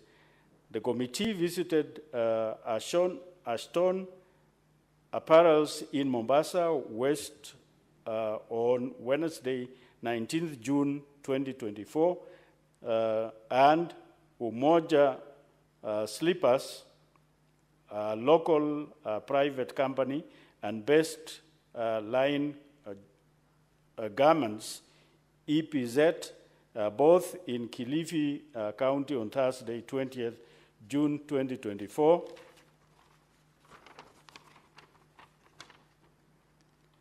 Following the visit, the committee observed that EPZ is created by an act of parliament known as the EPZ Act number 12 of 1990, which provides for the establishment of export processing zones and the Export Processing Zones Authority. The EPZ has attracted physical, and procedural incentives to ensure low-cost operations for export-oriented businesses. These zones are governed by EPZ authority. Those main roles include development, regulation, and administration of the zones, and is state cooperation under the Ministry of Investments, Trade and Industry. Export-oriented companies operating in these zones are licensed by the EPZ authority and therefore subject to its policies and procedures. Additionally, these companies which employ Kenyan citizens as employees and also bound by Kenyan labor laws, which include the Labor Relations Act and Employment Act, the Work Injury Benefits Act, and Occupational Society and Health Act, and among others, and Article 41 of the Constitution solidifies labor relations by guaranteeing laborers various rights, including fair remuneration, safe and healthy working conditions, seasonable working conditions, participate in activities and programs of the trade union, and go on strike. The committee found out that EPZ companies visited complied with the laws of the land and paid maintain wages to their workers. However, the EPZ companies had minimal corporate social responsibility programs. The employees also complained that they were paid lower salaries, and their co-workers who performed the same task. They stated that foreigners performing similar tasks were paid higher salaries than them. In light of the above observations and findings, the committee made the following recommendations. 1, immediately establishes an export zoning zones wages council in line with Section 43 of the Labor Institutions Act Cap 234 to take care of the special categories of workers and report back to the Senate within a month of finding this report. B, reviews and publishes a wage order that is specific to export processing zones workers and report to the Senate within 6 months of finding of their report. And in the spirit of their labor and practices of equal pay for equal work done, investigate claims of EPZs saying foreigners doing similar jobs to locals in EPZ higher wages, and report to the Senate within 3 months of tabling of this report. The Cabinet Secretary in charge of trade, investments, and industry ensures that the government gets the best deal for the citizens of Kenya in terms of enhanced wages. Corporate society responsibility programs and environment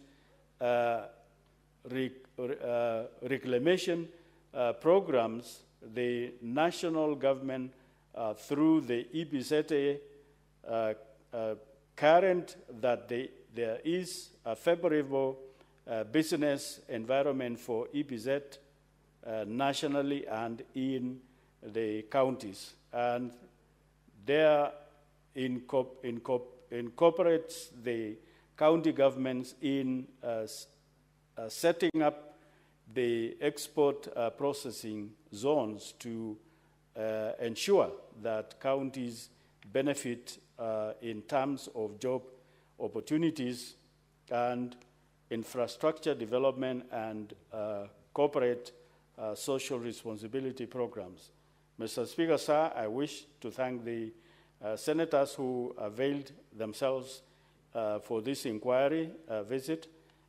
Also, the Office of the Clerk of the Senate for the facilitation and ensuring the Standing Committee on Labor and Social Welfare undertakes this mandate.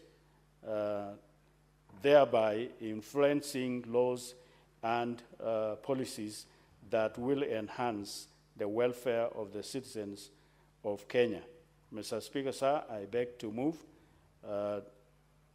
and request Senator Mungatana to support. Senator Mungatana.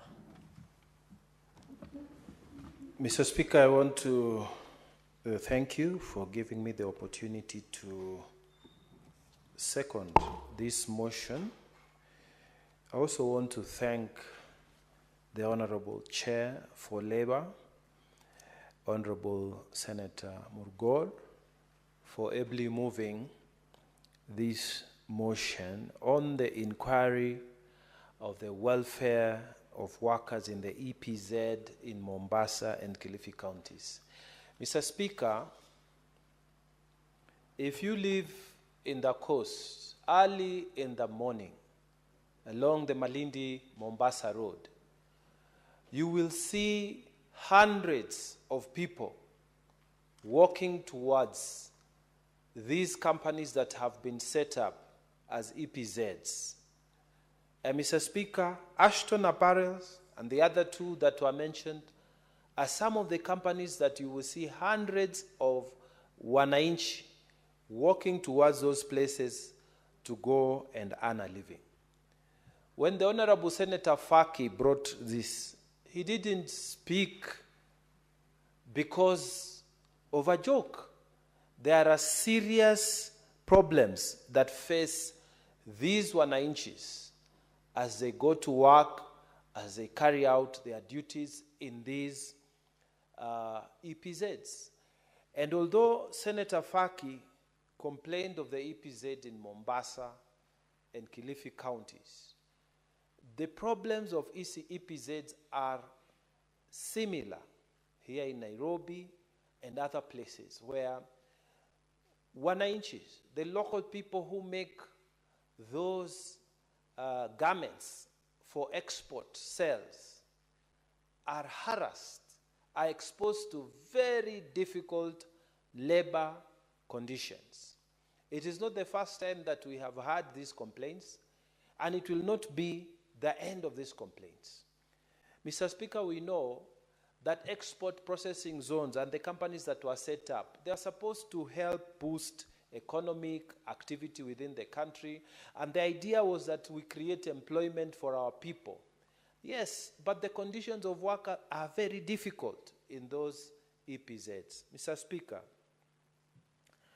I want to agree with the committee that the minister who is in charge of trade, industries, and investments in this country, he must be proactive. I'm sure the minister is listening to me where he is. This Senate is recommending that you must go and get better deals for our workers in these EPZs. Our workers are paid minimum wages. Mr. Speaker, when you see them, they are walking. They cannot afford borders. They cannot afford to enter into matatus. They have literally they live bare minimum, Mr. Speaker. And to add on that, there are a lot of complaints, Mr. Speaker. Apart from the poor pay, our workers, Mr. Speaker, are exposed to sexual harassments, Mr. Speaker. Our workers are exposed to very long working hours, Mr. Speaker. And our workers are exposed to very poor pay. And some of the working conditions within those EPZs are very, very much against the labor laws of this country. Mr. Speaker, I would really urge, use this Senate floor to tell the minister to have a meeting with his officers. Can they be making special visits without notice to those EPZs so that they can check whether labor practices are being followed? Mr. Speaker, even if you are an EPZ, you are an export processing zone, the agreements that are signed are supposed to make you as a company subject to Kenya labor laws. So there's no excuse. So, Mr. Speaker, I would recommend that the Senate report be expanded so that the minister who is reading this, listening to this, and who will be served with this report must make sure that unannounced visits are carried out by labor officers into all these EPZs, not just the one in Mombasa and Kilifi counties, but these unannounced visits are the ones that bring out the true picture of what happens in those EPZs. Mr. Speaker, some of them are not even given breaks during lunch hours. Some of them have very, very long working hours, and people are left wondering, what is happening?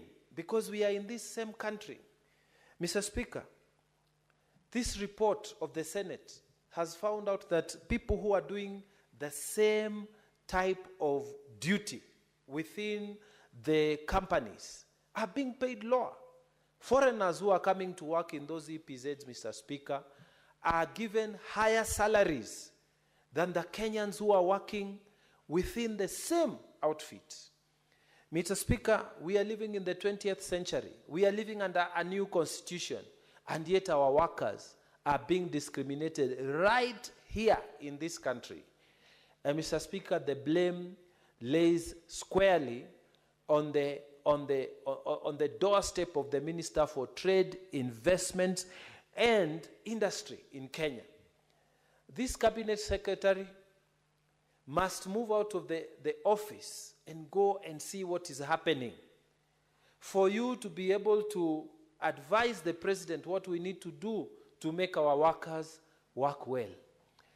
And Mr. Speaker, I'm confident that the cabinet secretary will listen to this and actually activate it. Kenya cannot be the place where our workers are being oppressed and yet our ministers are there.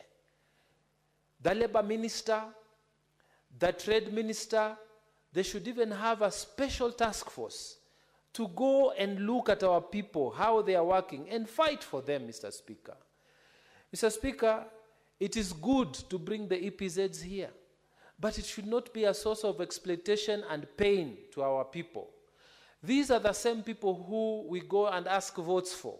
And after we ask votes for them and we form government, we forget about them, Mr. Speaker. Shame on us when they are living in those horrid conditions, Mr. Speaker. And so I am saying, apart from these recommendations, the Minister for Labor should cooperate with the Minister for Trade. They should form joint forces to go and visit these places. Joint teams. They find out whether these EPZs are really keeping the agreements that were formed by them when they were coming into this country. Mr. Speaker, this report also says that those companies in EPZs, they don't do any corporate social responsibility. Corporate social responsibility, Mr. Speaker, is something that it was a notion that came in recent years, but now it has become an accepted part of the norms for any corporates that are working in Kenya and even globally. Mr. Speaker, during the rainy season, these corporates, they know where their workers are staying. Most of these workers that work in these EPZs, they come from areas that are congested, areas that the roofs are leaking, areas that they are not very nicely set up. What is wrong with them? Can't they move and make a visit to some of these areas? Why can't they work with local administration to help their own workers live in better conditions? Why can't they take up paying school fees for them in boarding schools so that their children can do better in education and be better than mom and dad? Why is it that these EPZs are always given such favorable terms and they don't return anything to the communities that work for them, particularly the labor people who give all their time and money and their strength to them? Mr. Speaker, all these people are people who get sick from those long hours, from those tough working conditions within those companies, why can't they create medical schemes for their workers? Why can't they build clinics? You will find it's a company that is making garments, but they cannot employ even a nurse to help with Panados. They just leave those people, like exploiting labor, and they don't care. Mr. Speaker, this report and this Senate is saying, can the EPZs do something about corporate social responsibility? And I highly accept and recommend that this particular issue be expedited. Mr. Speaker, moving from that, there are EPZs and their special economic zones. Under this government, Mr. Speaker, special economic zones were created. And these special economic zones, counties were meant to contribute 250 million, and the national government to give counterpart funding of equal amount so that we can set up the special economic zones. The SEZs that have been formed under this government, Mr. Speaker, they seem to be only a few that have been selected, and only a few seem to be supported. Mr. Speaker, these special economic zones have not become a reality in counties that need them the most, like the county of Tana River. Mr. Speaker, you will find that in Tana River, even a single company that is making production somewhere, they don't exist. In fact, the only companies that are existing are these large milling companies. And they mill what is coming out from the irrigation schemes. You don't have companies that are making production of anything. Therefore, we don't have employment opportunities within the industrial sector. Our government said county government should provide 250, set aside 250 million, national government to give the counterpart funding, and then to start moving in that direction to help fill in the gap that these EPZs have left. Because the EPZs, they have failed to lock in the gaps of employment opportunities for counties that are far off. They have merely focused within towns and counties that are in big cities. So, Mr. Speaker, I expected that the national government will give priorities to counties such as Tana River, so that within the first 5 years of this administration, Mr. Speaker, we will see our SEZ fully special economic zone in Tana River operational. But, Mr. Speaker, we have not seen this happening.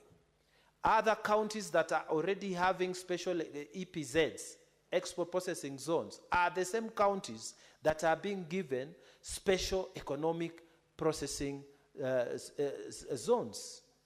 So, Mr. Speaker, my prayer is that we should not propagate the same discrimination against counties that are on the outer side, so that we continue with independence policies that have discriminated counties that are far off. A county such as Tana River should have been prioritized when it came to special economic zones, so that we can create conditions that will bring companies to manufacture in that area. Mr. Speaker, we have the land, we have a lot of land that we can give to those people who want to come. But the government needs to put the counterpart funding, and the government needs to encourage people to come and invest in that place. Mr. Speaker, what is happening is the special economic zone seems to be working in the same areas where the EPZs are already operational. And so, Mr. Speaker, I want to use this floor of the Senate to say that this policy of special economic zones should also be extended to counties that are far off, and they should be given priority. Mr. Speaker, with those very many remarks, I want to take this opportunity to thank the Committee of Trade for the work that they have put in, the visits they made, and the recommendations which they gave. I want to thank the chairman for ably leading them in this endeavor. Mr. Speaker, my prayer is that the same recommendations would be effected within the period that was proposed. Mr. Speaker, you will find that the Senate does not have an implementation committee. The Senate, in its wisdom, made a decision that the committees that are engaged on matters, and these matters are raised in the floor of the Senate, are the same committees that are going to take charge and make sure that the resolutions the Senate makes are implemented. So, Mr. Speaker, I want to take this opportunity to tell the Committee of Agriculture, and the chairman is here, to make sure that they follow on these recommendations. To make sure that if they say 4 months, they can tell Secretariat to make sure in those 4 months there's a follow-up meeting, there's a reporting mechanism, so that our recommendations as a Senate today, as we approve these reports, can be taken seriously, and the relevant departments in government implement those recommendations. Mr. Speaker, with those very many remarks, I beg to second. Thank you. Now, Honorable Senators, I propose the question that the Senate adopts the report of the Standing Committee on Labor and Social Welfare on an inquiry into the plight of workers in the export processing zones, EPZs, in Mombasa and Kilifi counties, laid on the table of the Senate on Thursday, 1st of October, 2024.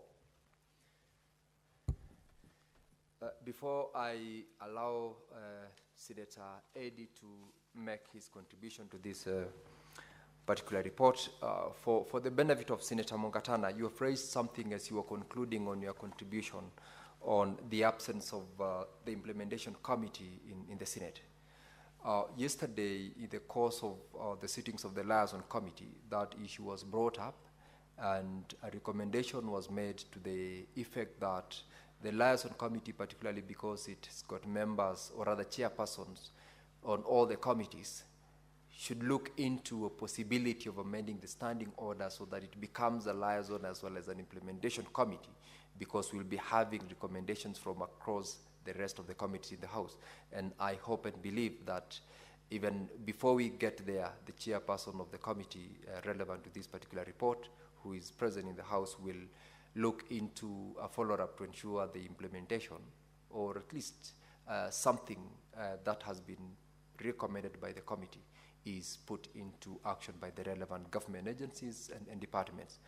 But again, we look forward to the liaison committee being indeed fully an implementation committee so that we get into action the recommendations. Now, honorable members, I'll call upon Senator Eddy to contribute to this particular report.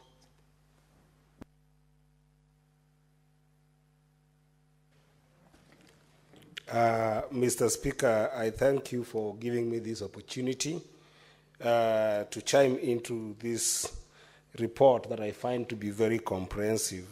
Mr. Speaker, as more perceptive as you might know, is that export processing zones anywhere in the world, and more particularly in Kenya, are zones that do employ mostly semi-skilled and sometimes unskilled laborers. And because of that, Mr. Speaker, when you look at what I would call the retail price of any commodity that is processed in these zones, if you are employing semi-skilled and unskilled workers, unlike skilled workers who can be able to partake and share in the retail price of goods and services that come from these kind of zones, Mr. Speaker, this is not an available option for semi-skilled and unskilled workers. And it's predominantly because, number one, these kind of workers, they don't tend to partake in what we call a salary. They will take their benefit or compensation from what would entail wages. And therefore, it is very difficult for them to get the fair share price or an equivalent price on the retail price of the final goods and services that we produce. And number two, Mr. Speaker, you will find that the semi-skilled and unskilled workers, the biggest benefit that then they will get is any related challenges that might come predominantly to health conditions, given the working environment that they get. And I think this is a fundamental part of why this motion was moved in the first place, that we can be able to look at these particular issues for this particular group of workers in our country. Aston Mombasa, for instance, Mr. Speaker, is among the largest employers in the export processing zones that are providing jobs for these thousands of people, Mr. Speaker. But if you look at the changes of working conditions in these kind of areas, Mr. Speaker, they are indeed wanting. I know there is argument that could come, even in some of the thoughts of this report, that the wages that we are seeing at the EPZs, Mr. Speaker, are generally within the national minimum bracket. But I think that the conversation that we should further with this report should be, should the EPZs be comfortable with giving minimum wages that we have in this country, or should we be able to stretch our thought a little bit into thinking about the living standards of the people who are exposed with the poor working conditions in these areas, and even sometimes the stress that they have with things like medication, so that up and above minimum wages that they end up earning, is there potential that as a house we could be able to look at, if not an increment that is commensurate with the kind of conditions that they work in, is there potential for provision of some services extra by EPZs that can be able to take care, for instance, of things like healthcare provision in these areas.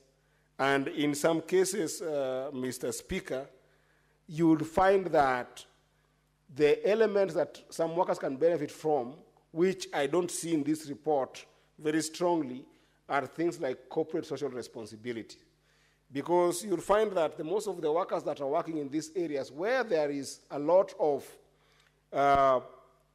problems due to vagaries of nature that come from the processing elements of these companies, what will happen is that the effect on on the environment or just the exposure of different pollution that come from these zones, Mr. Speaker, what will happen is that they end up affecting the children and families of, again, those unskilled and semi-skilled workers.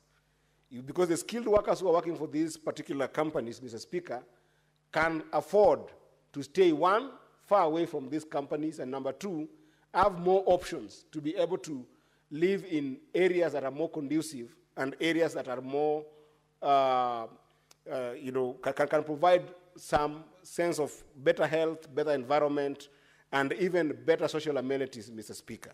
So is there an opportunity that, and a wiggle room, that even as we discuss this report, we can be able to come up with some solutions that can be able to make sure that these companies are able to invest in corporate social responsibility that will be able to make sure that these families, if they're not getting the competitive wages that they need to be able to take care of the excesses of health care, environmental degradation, and other pollutions that come in place, can they be able to be supported with proper corporate social responsibility. This will be very important when you look at the mix of wages and other benefits that can be able to get from the... Senator Eddy, the time is up. Now, when the House resumes its sitting, Senator Eddy, you will have a balance of 14 minutes to conclude on your contribution to this particular motion. Now, Honorable Senators, it's now 6:30 p.m., time to adjourn the Senate. The Senate therefore stands adjourned until Tuesday, 11th of March, 2025 at 2:30 p.m.